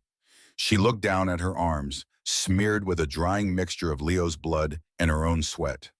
The sight no longer registered as shocking, only as a fact, a testament to the work she had just done. Marcus Thorne watched her, his expression as still and unreadable as a stone carving. He held a power she couldn't comprehend, yet for a few minutes her skill had been the only thing that mattered in this room. He didn't offer help, nor did he rush her. He simply waited, observing. One of the other men, the one who had first grabbed her from her apartment, stepped forward. He didn't speak. He just held out a large, heavy flashlight. It was cold to the touch, its metal casing solid and unforgiving in her palm. Sarah took it, her fingers curling around the familiar weight. It felt like a tool, and tools she understood. She clicked it on. A powerful, clean white beam cut a perfect circle through the oppressive gloom. Thorne gave a slight nod toward the far corner of the warehouse, a space that dissolved into pure blackness beyond the reach of the single overhead bulb. The path there was a narrow channel between stacks of rusted machine parts and old, forgotten pallets. The air grew colder with every step she took away from the small pool of light where Leo lay. The hum of the generator faded behind her, replaced by the soft crunch of her own footsteps on the gritty concrete floor. A slow, rhythmic drip of water echoed from somewhere high above, each drop landing with a hollow plink that seemed to mark the passing of an impossible amount of time. Her mind was a chaotic landscape. Images of the young man on the cob, his face pale and slick with sweat, fought for space with the memory of Thorne's chillingly calm voice. She had saved a life. That was the bedrock she clung to. The oath she had taken, first in a dusty tent in a war zone and again in a pristine university hall, was all that anchored her. It didn't matter who the patient was. It didn't matter who held the gun. A life was a life.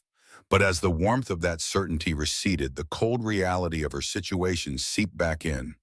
She was a prisoner, a tool to be used and, when no longer needed, most likely discarded. The flashlight beam danced ahead of her, catching glints of moisture on the corrugated metal walls. The smell of rust and damp earth was stronger here, mixed with a faint, almost chemical scent she couldn't quite place. It was the smell of decay, of things left to rot in the dark. She held the St. Christopher's medal through the thin fabric of her shirt, its smooth, worn surface a small, cold comfort against her skin.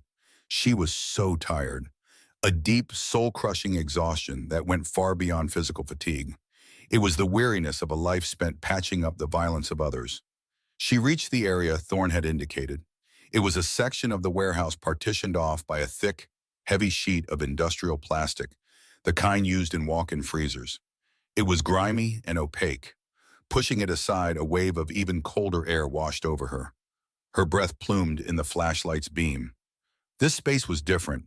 It was more organized. The random piles of junk gave way to neat, towering stacks of cardboard boxes, all resting on sturdy wooden pallets. They were arranged in aisles like a small, private storeroom. It looked intentional, cared for. Her immediate goal was simple: fine gauze, sterile 4x4s, abdominal pads, anything to pack and dress Leo's wound properly. The initial work had been about stopping the bleeding, about saving his life minute by minute. Now came the second battle, the one against infection, a fight that was just as deadly. She aimed her light at the nearest stack, sweeping it up and down, looking for labels. The boxes were plain brown cardboard, sealed with packing tape. Most had no markings at all. Others had simple, handwritten scrawls in black marker.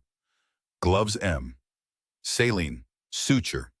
It was a strange mix. Some of the supplies were clearly high-end, the kind of specialized equipment she recognized from trauma surgery. Others were basic, generic items.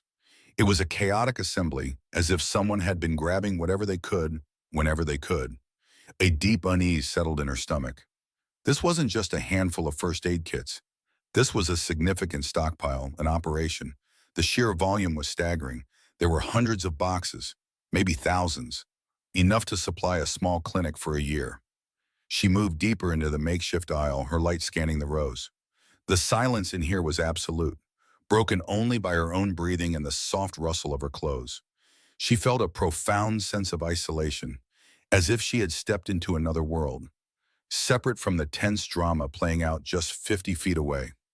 Her focus narrowed. She needed to find what she came for and get back to her patient, her responsibility. The beam landed on a box at eye level, part of a stack near the back wall. This one was different.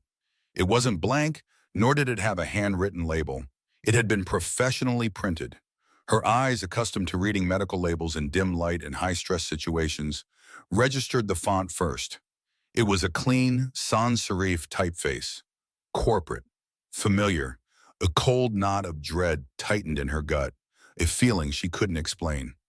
It was the kind of familiarity that feels wrong, out of place, like seeing a childhood friend in the middle of a nightmare. She took a step closer, her heart beginning to beat a little faster. She raised the flashlight, holding it steady. The beam illuminated the side of the box, and the world seemed to lurch to a halt. There, stenciled in stark black ink, was a symbol she knew as well as her own reflection. Two snakes entwined around a winged staff, the caduceus, and beneath it the words that felt like a punch to her solar plexus. St. Jude's General Hospital. Central Supply. The air left her lungs in a silent rush. It wasn't possible. She squeezed her eyes shut for a second, then opened them again, convinced she was hallucinating from exhaustion. But the logo was still there, unmistakable, mocking her. St. Jude's, the hospital that had been her life for 6 years. The place where she had poured her heart and soul. The institution that had chewed her up and spit her out, branding her negligent and incompetent. Her hand, the one holding the flashlight, began to tremble violently. The circle of light shivered against the cardboard. Her mind raced, trying to connect two realities that should never have touched. Her kidnapping, her firing. They were separate disasters, poles apart in her shattered life. But they weren't. The proof was right in front of her. A memory, sharp and painful, sliced through the fog of her shock. Dr. Alan Croft, his face slick with sweat under the fluorescent lights of his office. His voice dripping with false sympathy. "Sarah, the inventory discrepancies from your unit are just too significant to ignore. Boxes of supplies, high-value surgical kits. They're just gone. And all the logs point to your shifts." She had denied it, her voice shaking with righteous fury. She had demanded a full audit, a real investigation. She had talked about systemic issues, about broken chains of custody, about how the central supply system was a chaotic mess that everyone complained about. But Croft had just shaken his head, his eyes refusing to meet hers. "The board has made its decision," he had said. It was a clean execution. No appeals, no recourse. She was the scapegoat, the convenient explanation for thousands of dollars of missing inventory. And here it was, the missing inventory, not lost, not misplaced, stolen, and sitting in a cold, damp warehouse, waiting to be used by a clandestine paramilitary group. The injustice of it all, An agony she had been carrying for weeks ignited into a white-hot rage. He had destroyed her career. He had taken her name, her pride, her livelihood. And he had done it to cover this, to line his own pockets by selling hospital supplies on the black market. The scale of the betrayal was breathtaking. It wasn't just a few missing boxes. This was a deliberate, systematic theft on a massive scale. She swept the flashlight beam to the next stack of boxes. The same logo. St. Jude's Hospital, and the next, St. Jude's, and the next, St. Jude's.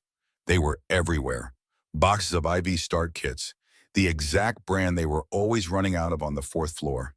Cases of lactated ringers, surgical drapes, suture kits, chest tubes. An entire phantom hospital built from the stolen pieces of her old life. Each box was another nail in her professional coffin. Each logo was a sneering reminder of Croft's smug, deceitful face. The whole sordid affair clicked into place with sickening clarity. Thorne's organization needed a reliable, untraceable source of medical supplies. Dr. Croft had a hospital to plunder. And Sarah Jenkins, the dedicated, difficult nurse who asked too many questions and noticed when things didn't add up, was the perfect person to sacrifice to keep the scheme running smoothly. She stumbled backward, one step, then another. Her heel caught on an uneven patch of concrete. The rage that had filled her moments before evaporated, replaced by a hollow, cavernous shock. It was too much. The kidnapping, the life-or-death surgery, and now this monstrous personal conspiracy that linked her captor to the man who had ruined her life. The two pillars of her misery were, in fact, a single horrifying archway. Her fingers, numb and clumsy, lost their grip on the heavy metal flashlight. It fell from her hand. The sound of it clattering against the concrete was unnaturally loud in the dead silence of the storeroom. It didn't just thud, it bounced and rolled, its powerful beam no longer under her control. The light spun wildly, a frantic, chaotic dance across the towering stacks of cardboard. With every rotation, it illuminated the same damning evidence. The beam flashed across the logo again and again. St. Jude's, St. Jude's, St. Jude's. It was a dizzying, nightmarish strobe effect, painting the name of her betrayer across the monument of his crime. The spinning light was the last thing she saw as the strength finally gave out in her legs, and the cold, hard floor rose up to meet her. The flashlight clattered against the concrete, its beam spinning like a frantic, captured thing. For a moment, the world was a dizzying carousel of light and shadow, sweeping across endless stacks of brown cardboard. St. Jude's, St. Jude's, St. Jude's. The name and the familiar coiled serpent of the caduceus logo multiplied in the chaos, branding the darkness over and over. Then the light settled, pointing at a damp patch on the far wall, a single, unwavering eye in the suffocating black. Sarah stood frozen. The air, thick with the smell of rust and coal dust, seemed to solidify in her lungs. The sound of her own heartbeat was a frantic drum against her ribs, loud enough to drown out the distant hum of the generator. Her mind refused to connect the images. It was a mistake, a coincidence. It had to be. Hospitals use similar suppliers. Boxes got mixed up. There were 100 rational explanations, and each one of them felt like a lie. Slowly, as if moving through deep water, she bent down. Her fingers, still faintly sticky with dried saline and Leo's sweat, closed around the cool metal of the flashlight. She lifted it, her hand trembling so violently the beam danced and shook. She forced herself to hold it steady, to trace the light back to the nearest pallet. Cardboard boxes, sealed with packing tape. On the side of each one, printed in stark black ink, were the words she knew better than her own address. St. Jude's General Hospital, Central Supply, item codes she had memorized. Lot numbers she had logged 1,000 times. This wasn't a coincidence. This was an archive of her professional life, stored here in this derelict, forgotten place. Her light moved from one stack to another. She saw boxes of IV catheters, the exact brand they used on the trauma floor. She saw cases of sterile saline, bags of lactated ringers. Deeper in, she could make out cartons of suture kits, surgical masks, and even portable defibrillator pads. A cold dread, far deeper and more chilling than the fear she'd felt upon her capture, began to bloom in her stomach. She remembered the inventory audits, the endless, frustrating nights spent recounting supplies, trying to find discrepancies that made no sense. A case of intubation tubes gone here. A dozen trauma dressing kits vanished there. It was always small enough to be attributed to clerical error or frantic use during a mass casualty event. It was dismissed as the cost of doing business in a busy city hospital. But it added up, and she was the one signing the forms. She was the head trauma nurse. The buck stopped with her, the accusation, the meeting in Dr. Croft's office, his voice slick with false sympathy. Sarah, the numbers are undeniable. The board is concerned about negligence. Supplies of this value don't just walk away.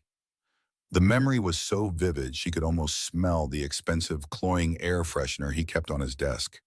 She remembered the shame, the hot, crawling feeling of being judged incompetent after a decade of flawless service, the quiet dismissal, the walk of shame past her colleagues. It wasn't negligence, it was theft.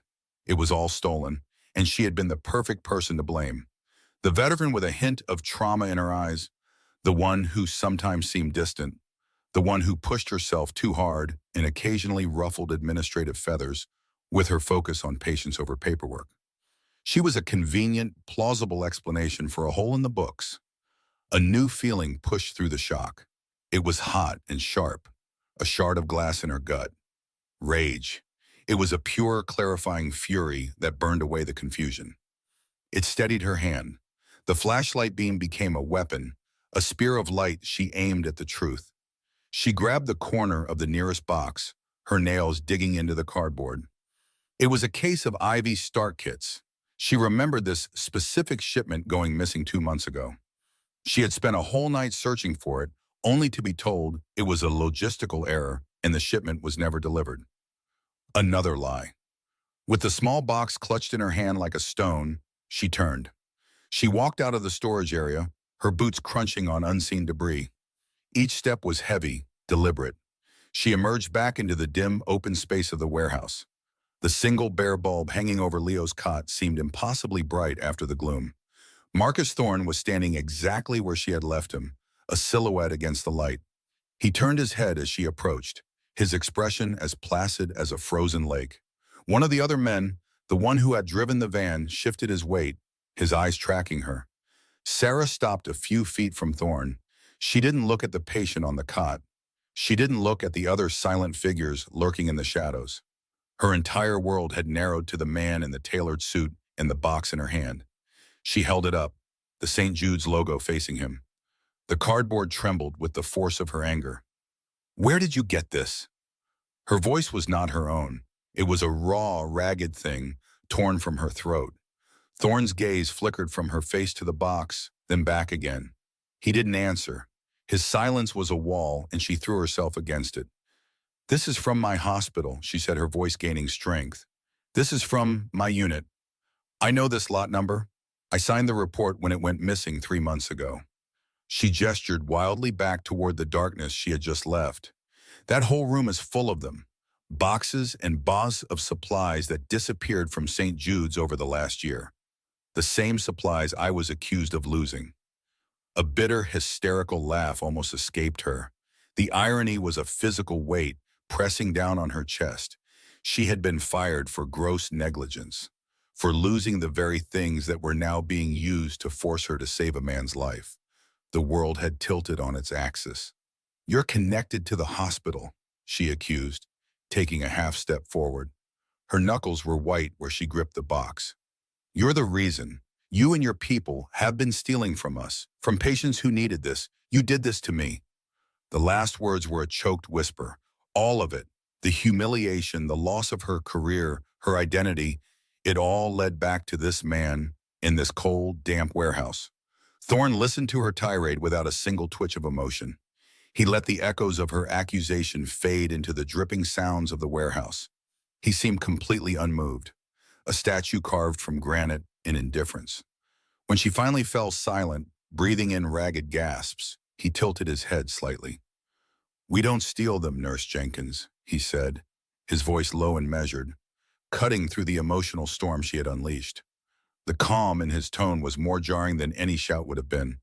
Sarah stared at him, her mind struggling to process the denial. What are you talking about? It's all here. It's stolen property. Thorne's eyes were cold, devoid of any light. We buy them, he stated simply, as if discussing a routine business transaction. He paused, letting the words hang in the air between them, letting their weight sink in.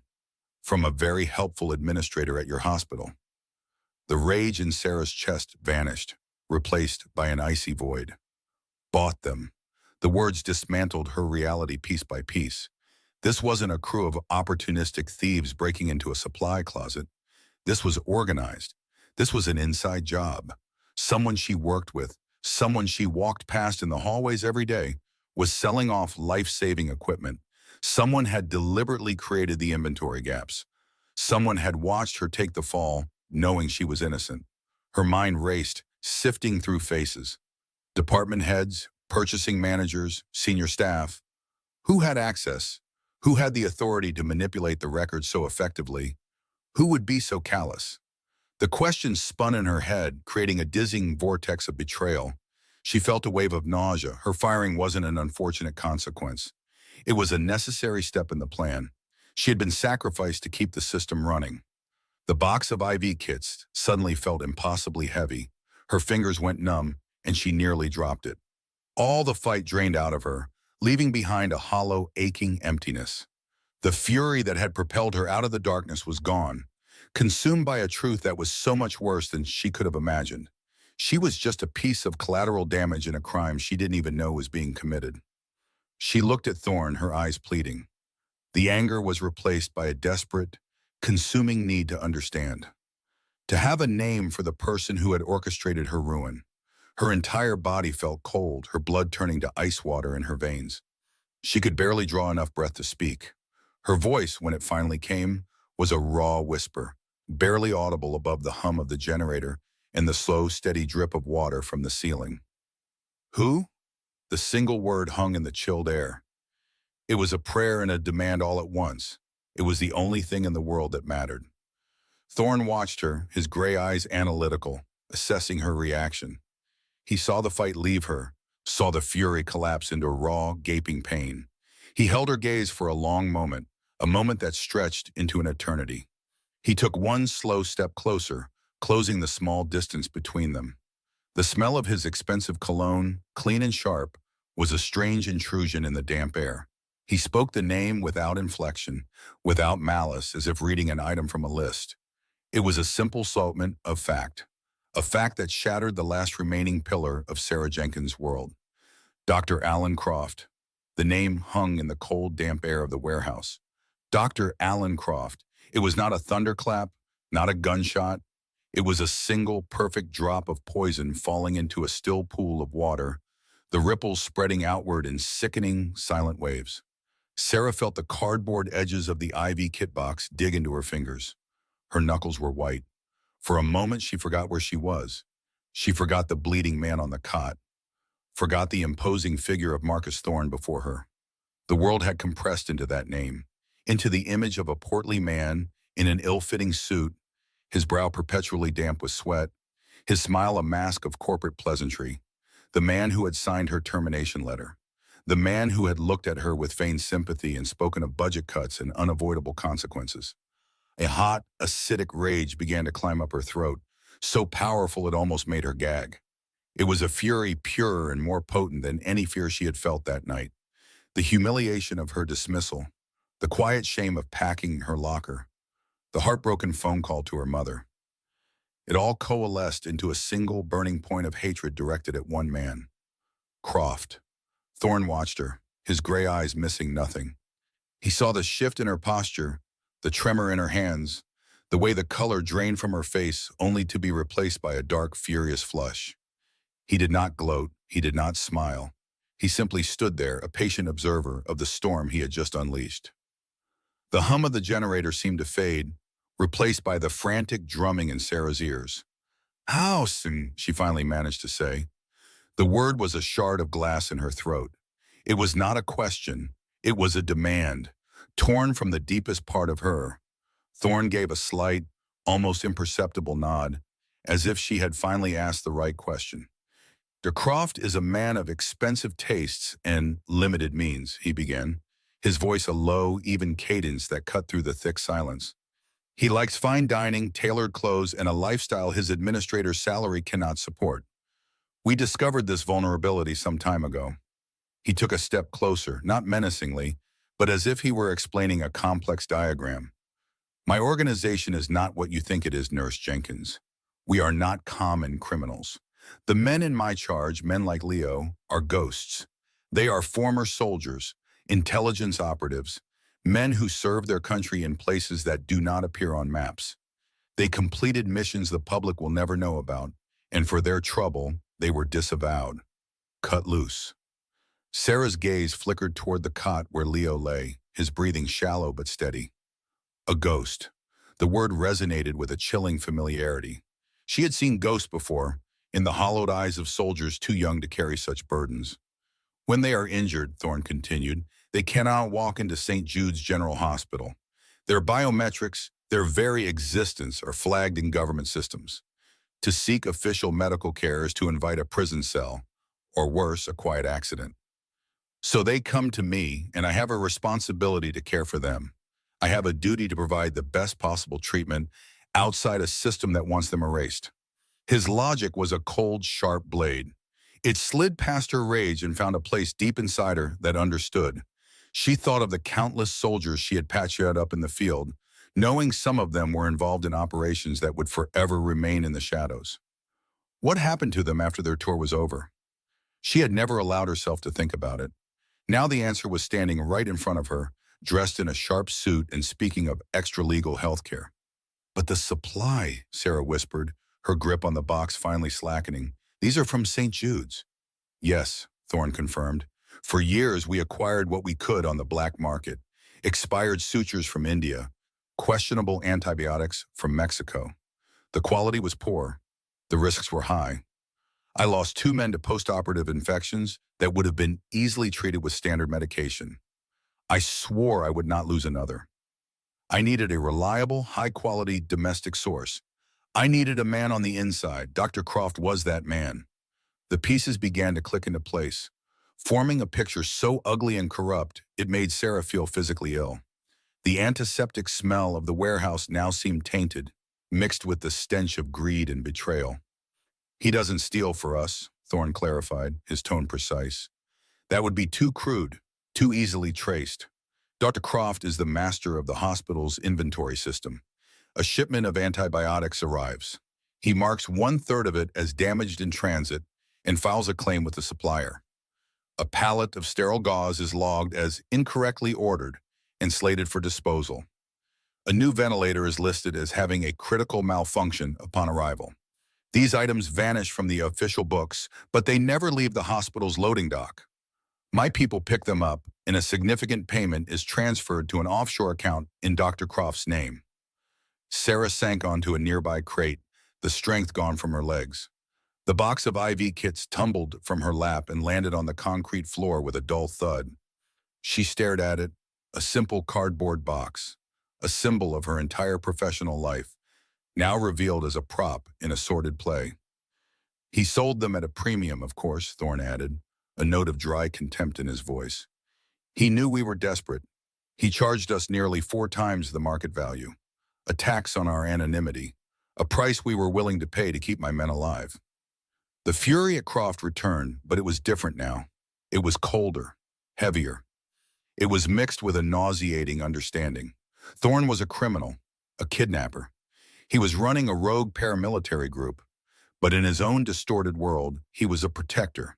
He was providing care for his wounded. Croft, on the other hand, was a leech. He was a man sworn to heal who instead profited from a system designed to save lives, preying on the desperation of men like Thorne and sacrificing loyal employees to cover his tracks. Me, Sarah said, her voice barely audible. Why was I fired? What did I have to do with any of this? Thorne's expression remained unchanged, but his eyes seemed to harden. You were too good at your job, Nurse Jenkins, too meticulous.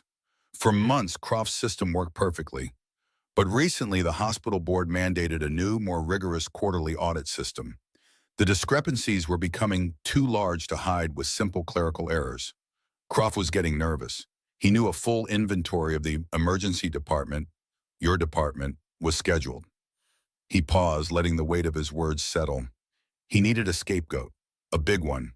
He needed to create a narrative of incompetence so profound that it would explain the significant gaps in the supply chain before the auditors could find them. You were the head trauma nurse. You had ultimate oversight of the ER's daily supply usage. You signed off on the requisitions. Sarah felt a wave of dizziness. She remembered the weeks leading up to her dismissal, the constant nagging feeling that supplies were not where they should be, the missing boxes of fentanyl she had reported, which Croft had dismissed as a simple miscount, the extra shifts she had worked, trying to track down missing equipment, feeling like she was losing her mind. It hadn't been her imagination. It had been sabotage. He spent a month building a case against you, Thorne said, altering digital logs in the middle of the night, deleting your reports of missing stock and replacing them with fabricated reprimands for poor inventory management. He created a phantom trail of negligence, culminating in the disappearance of a case of high-grade surgical kits, the same kits I purchased from him 2 days before he fired you. A tear of pure, hot rage finally escaped her eye and traced a path through the grime on her cheek. It wasn't just that he had fired her. He had systematically dismantled her reputation. He had gaslit her, made her doubt her own competence, the very core of her identity. He had turned her sanctuary, the emergency room, into a trap, and she had walked right into it. He framed you, Thorne stated, the words blunt and final, to save himself. It was nothing personal. For him, it was just business, a cost of maintaining his lifestyle. The warehouse was silent again, save for the drip, drip, drip of water somewhere in the darkness. It sounded like a clock ticking down. Sarah looked at her hands, still stained with Leo's blood. She had used stolen materials purchased by a man who had kidnapped her from the man who had destroyed her life to save the life of one of the kidnapper's soldiers. The irony was a physical weight pressing down on her chest, making it hard to breathe.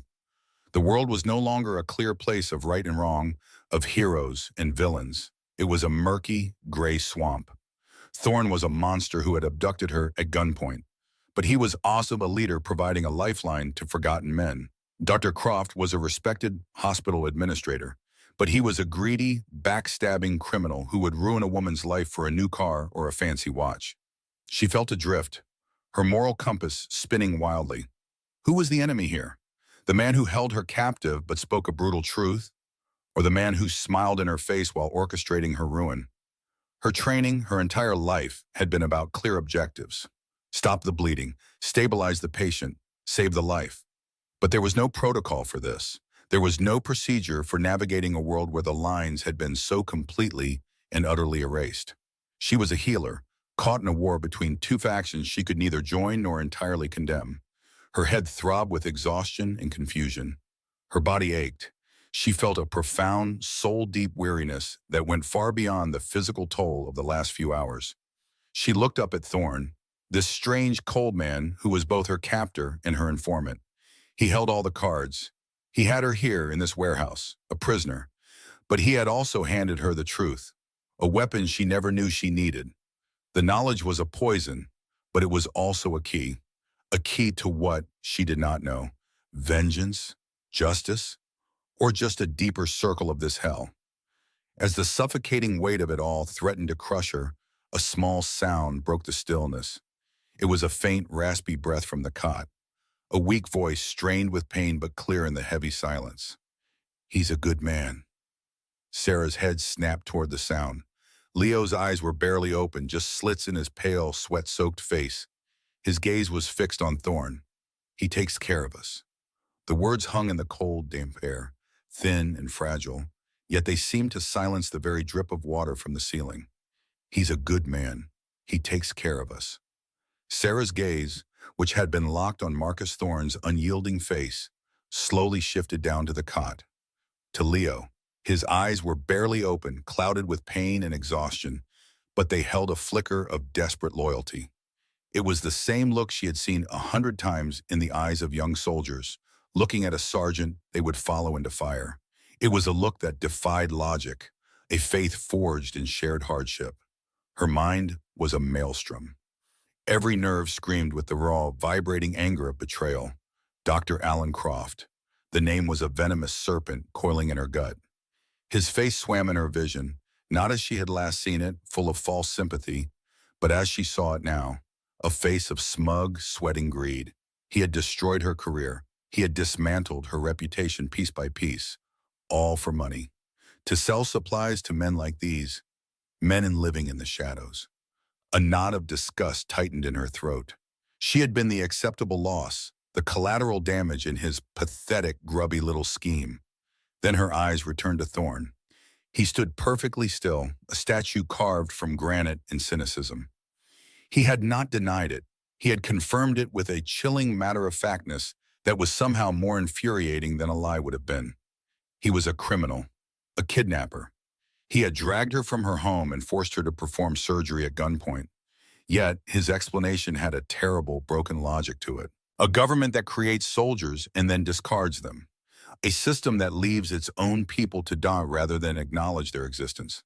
He was a monster, but he was a monster tending to his own flock. The thought was nauseating. It twisted the clear lines of right and wrong into a tangled, gray knot. Her entire body felt like a clenched fist.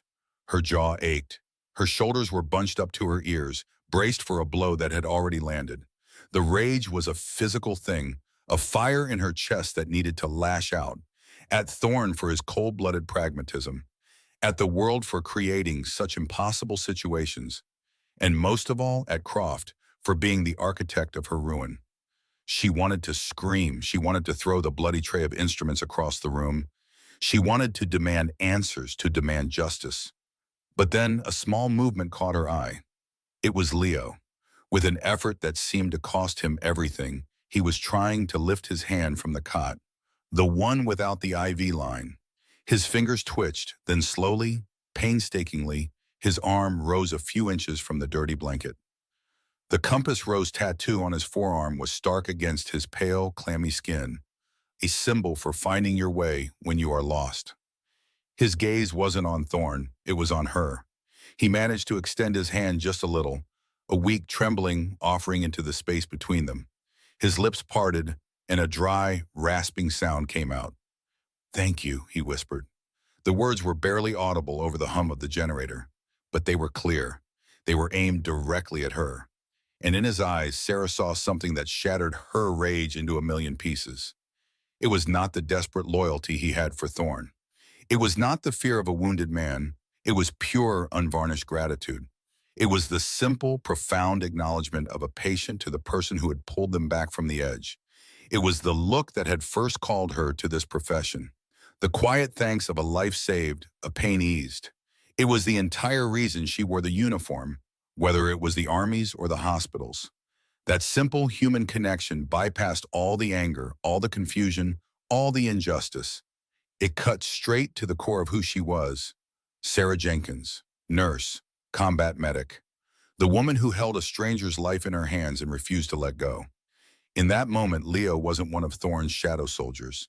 He wasn't part of a criminal conspiracy. He was just her patient, a young man who was hurt and scared, and who was thanking her for saving him. A hot wave washed over her, starting in her chest and rushing up into her face. Her throat closed tight. Her vision swam, the single bare bulb above them fracturing into a dozen shimmering stars. A tear escaped, then another, tracking hot paths through the grime and sweat on her cheeks. She had not cried when they fired her. She had not cried when they dragged her from her apartment. She had held it all in, packing the emotions down under layers of cold, hard professionalism. But this small act of grace from the boy on the cot, it broke the dam. The sobs came quietly, wrenching her body with their force. She squeezed her eyes shut, trying to contain them, but it was useless. It was the exhaustion of the past several hours, the terror of the kidnapping, the fury of Croft's betrayal, the grief for the soldier in Kandahar whose metal was a cold weight against her skin. It all came pouring out in a flood of silent, shoulder-shaking tears. She felt a profound and dizzying sense of vertigo, as if the concrete floor beneath her had given way. She was a fool. What was she angry about? That Thorne had built a twisted lifeboat for his men?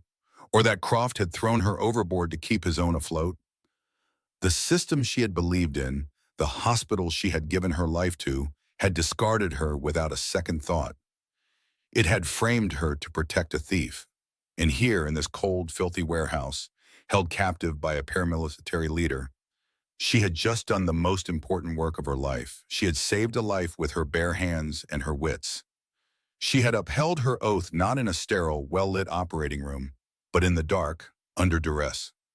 Through her blurred vision, she was vaguely aware of Thorne. He hadn't moved. He just watched her, his expression as unreadable as ever. He wasn't offering comfort. He wasn't offering a threat. He was simply observing, assessing, like a predator watching an unknown animal, trying to decide if it was a danger or an opportunity. His stillness was a strange anchor in her emotional storm. He was a constant, a fixed point of cold, hard reality. Her weeping subsided as quickly as it had begun, leaving her hollowed out and strangely calm. The fire of her rage had been doused, replaced by a cold, clear certainty.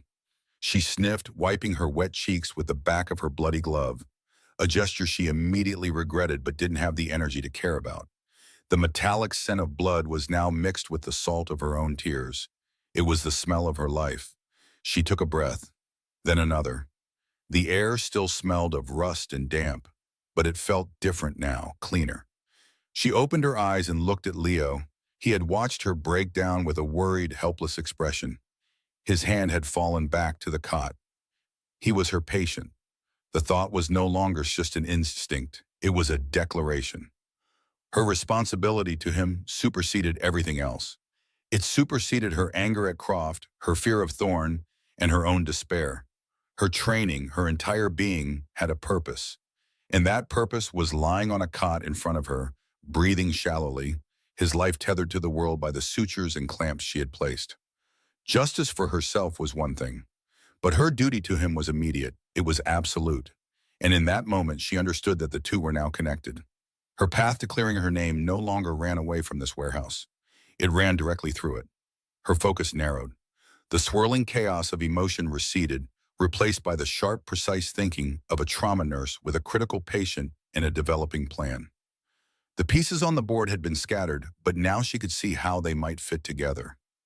Croft, Thorne, St. Jude's, the stolen supplies, her unjust firing, and Leo, the linchpin, the human element in the center of it all.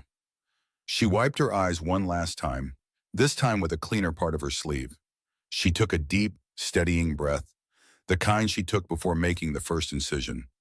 She turned back to her patient, her resolve hardening into a new, unexpected plan. The tears were again dried on her skin by the cold air of the warehouse. A quiet settled in her soul. Her patient needed her. Sarah turned from the damning evidence in the boxes and moved toward the cot with fluid, purposeful action. At Leo's side, she scanned the portable monitor. The numbers were perilously low, but they were holding. Her fingers found his wrist. The pulse was a faint butterfly wing against her skin, but it was there. It was a victory. She unwrapped a new package of sterile gauze. The temporary packing she had stuffed into the wound was saturated. Gently, she began to clean the edges of the incision she had made. The work absorbed her, the smell of antiseptic, the rhythmic beep of the monitor. This was her language, the only one that had ever made perfect sense. In the chaos of combat, and now in this concrete tomb, the rules were the same. You fight for the person in front of you. As she worked, the pieces of her shattered world began to reassemble. Dr. Alan Croft, his dismissive tone, his signature on her termination letter. It was never about a mistake. It was about these boxes, about inventory and a coward desperate to cover his tracks. He had destroyed her reputation to sell supplies to a man like Marcus Thorne. The anger was a clean, cold fire, burning away the last of her despair. She glanced at Leo's face, so young, then at Thorne, who stood motionless in the shadows like a sentinel. He was a criminal, a kidnapper, but he had not left his man to die in an alley. He had sought out the best help he could find. In his own brutal world, he adhered to a code she understood. The realization settled with a quiet, solid weight. She was not a victim here. Her skills were the only thing standing between Thorne's organization and disaster. They thought they had captured a nurse. They did not realize they had cornered a soldier. Sarah finished dressing the wound, a clean, white rectangle against the grime and blood. She adjusted the IV drip and ran through a mental checklist. Airway, breathing, circulation. He was stable. For now, she had pulled him back from the edge. Slowly she stood, an exhaustion more than physical settling deep in her bones. She peeled off the bloody gloves and scrubbed her hands raw with antiseptic solution. The nurse's work was done. Now someone else had to speak. She walked directly toward Marcus Thorne, stopping only a few feet away. His two silent men tensed, but Thorne gave no signal. He simply watched her approach, his expression a mask carved from stone.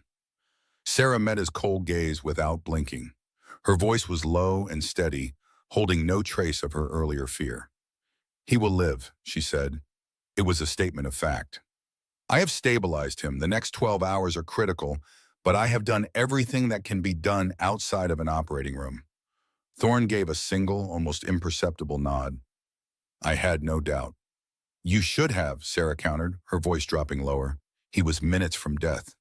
You got lucky." "No," Thorne replied, his voice a flat, chilling monotone. "I did not get lucky. I got you." The words hung between them, an acknowledgement of her value. This was her opening. "We need to talk about my employment," she said. One of Thorne's men took a half step forward, a low growl in his throat, but Thorne raised a single finger and the man froze. Thorne's eyes narrowed. "I believe the terms were clear. You save his life. You get to keep yours." "The terms have changed," Sarah stated flatly, "because the situation has changed. I know where you get your supplies. I know who sells them to you. I know Dr. Alan Croft at St. Jude's framed me to cover his own crimes."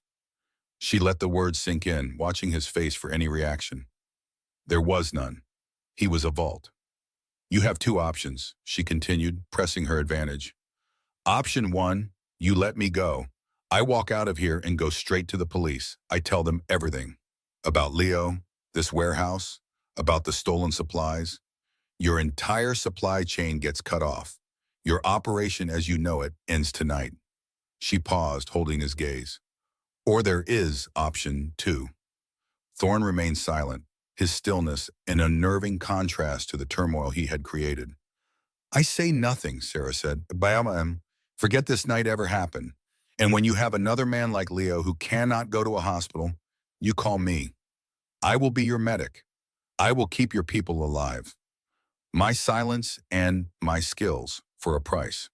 For the first time, a hint of dry, dangerous curiosity entered Thorne's voice. "And what is your price, Nurse Jenkins?" This was it. This was not about money. It was about justice. It was about reclaiming the one thing Akrofov had stolen that was more valuable than her job. Her name.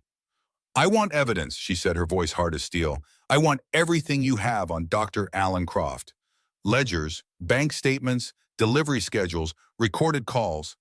I want irrefutable proof that he stole those supplies and framed me. You will provide me with a file I can give to the authorities, a file that will destroy him and clear my name completely."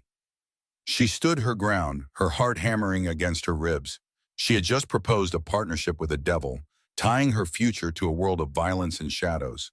She was offering to become a criminal's private doctor in exchange for vengeance. The enormity of it threatened to swallow her, but she pushed it down. Thorne stared at her for a long, silent moment.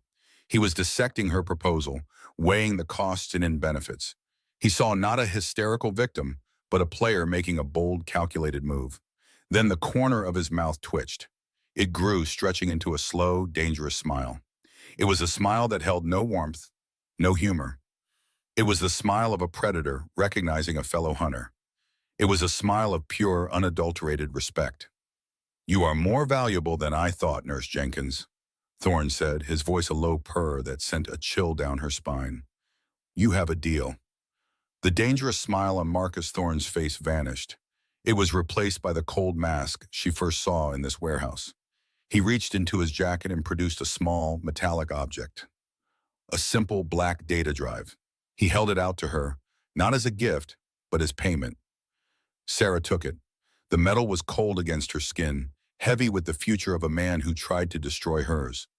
Her fingers closed around it, a hard promise of retribution. "This contains everything," Thorne said, his voice a low rumble. Encrypted ledgers, bank statements, and audio recordings of our conversations with Dr. Croft. He was not a cautious man. There was no satisfaction in his tone, just a statement of fact. Croft was a liability Thorne was now cleaning up. What you do with it is your concern, but I advise you to be discreet. An anonymous tip is untraceable. He was assessing her again, ensuring she understood the rules of the game. Sarah gave a single, sharp nod. Her throat was too tight to speak. A cold, clear purpose hummed beneath her exhaustion. She had saved a life tonight. Now she was about to end one professionally. As she turned to leave, Thorne's voice stopped her. "Nurse Jenkins." She looked back. Leo was sleeping on the cot, his breathing even. "You did good work here," Thorne stated. It was not a compliment. It was a performance review. The ride back was the opposite of her arrival. There was no rough bag over her head. She sat in the back of the van, watching the city lights slide past the window. The world outside looked painfully normal. She felt like a ghost observing a life she no longer fully belonged to. The van slowed and pulled over a block from her apartment building. A professional courtesy. The side door slid open. "We're here," the driver said. Sarah slid out onto familiar pavement. The van pulled away and disappeared. She was alone. She unlocked the 3 locks on her door, a ritual that now seemed laughably inadequate. Inside, the silence was absolute. She didn't turn on the lights. She walked to her living room window and looked down at the sleeping city. In her hand, the data drive was proof that her entire world had tilted on its axis. She had walked out of this apartment a disgraced nurse full of despair. She returned as something else entirely, something more dangerous. Sleep was a restless sea of flickering images. The sterile halls of St. Jude's, the trusting eyes of Leo Vance, the cold stare of Marcus Thorne. She woke just before dawn, the gray light filtering through her blinds. The data drive was on her nightstand. This was the point of no return. Once she used it, her silence was bought, and she would be tied to Thorne's shadow world forever. But the alternative, to let Croft win, was unthinkable. She made coffee, the familiar morning ritual, a small anchor. After showering and dressing in jeans and a gray hoodie, she left her apartment. She walked 10 blocks to a quiet public library. Anonymity was the key. She found an empty computer terminal in a far corner. Her hands trembled slightly as she began. She created a new, untraceable email address. Then, she inserted the drive. A single protected folder appeared.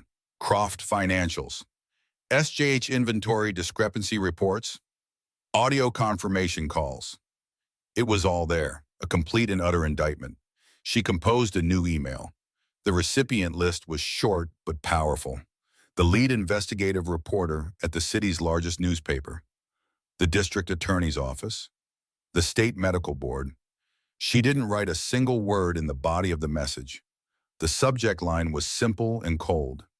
Evidence of criminal fraud at St. Jude's General Hospital.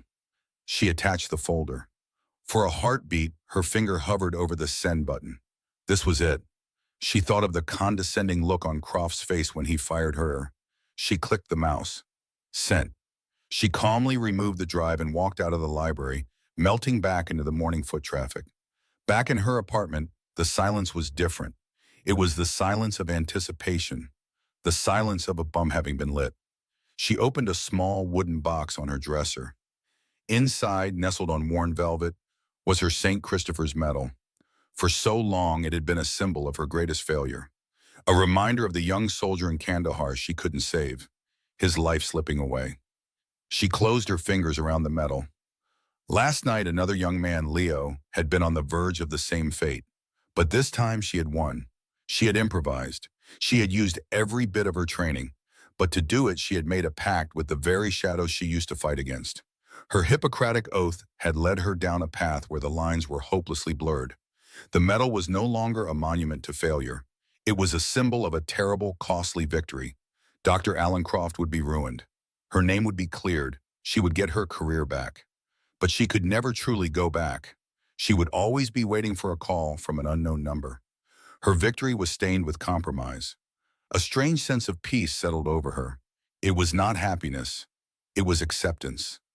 She was a healer in the darkest corners of the world, where no one else would go. The afternoon sun cast long shadows across her floor. Her phone, sitting on the kitchen counter, had been silent all day.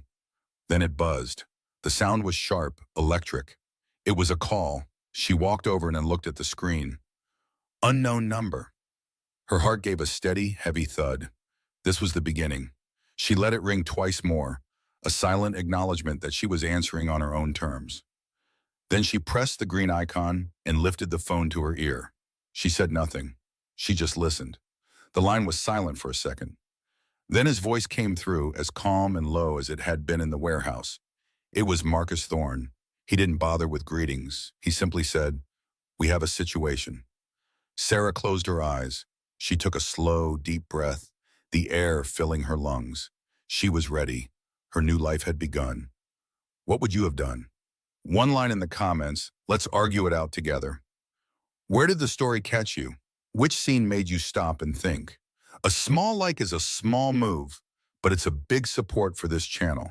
See you in the next story. Subscribe so you don't miss it.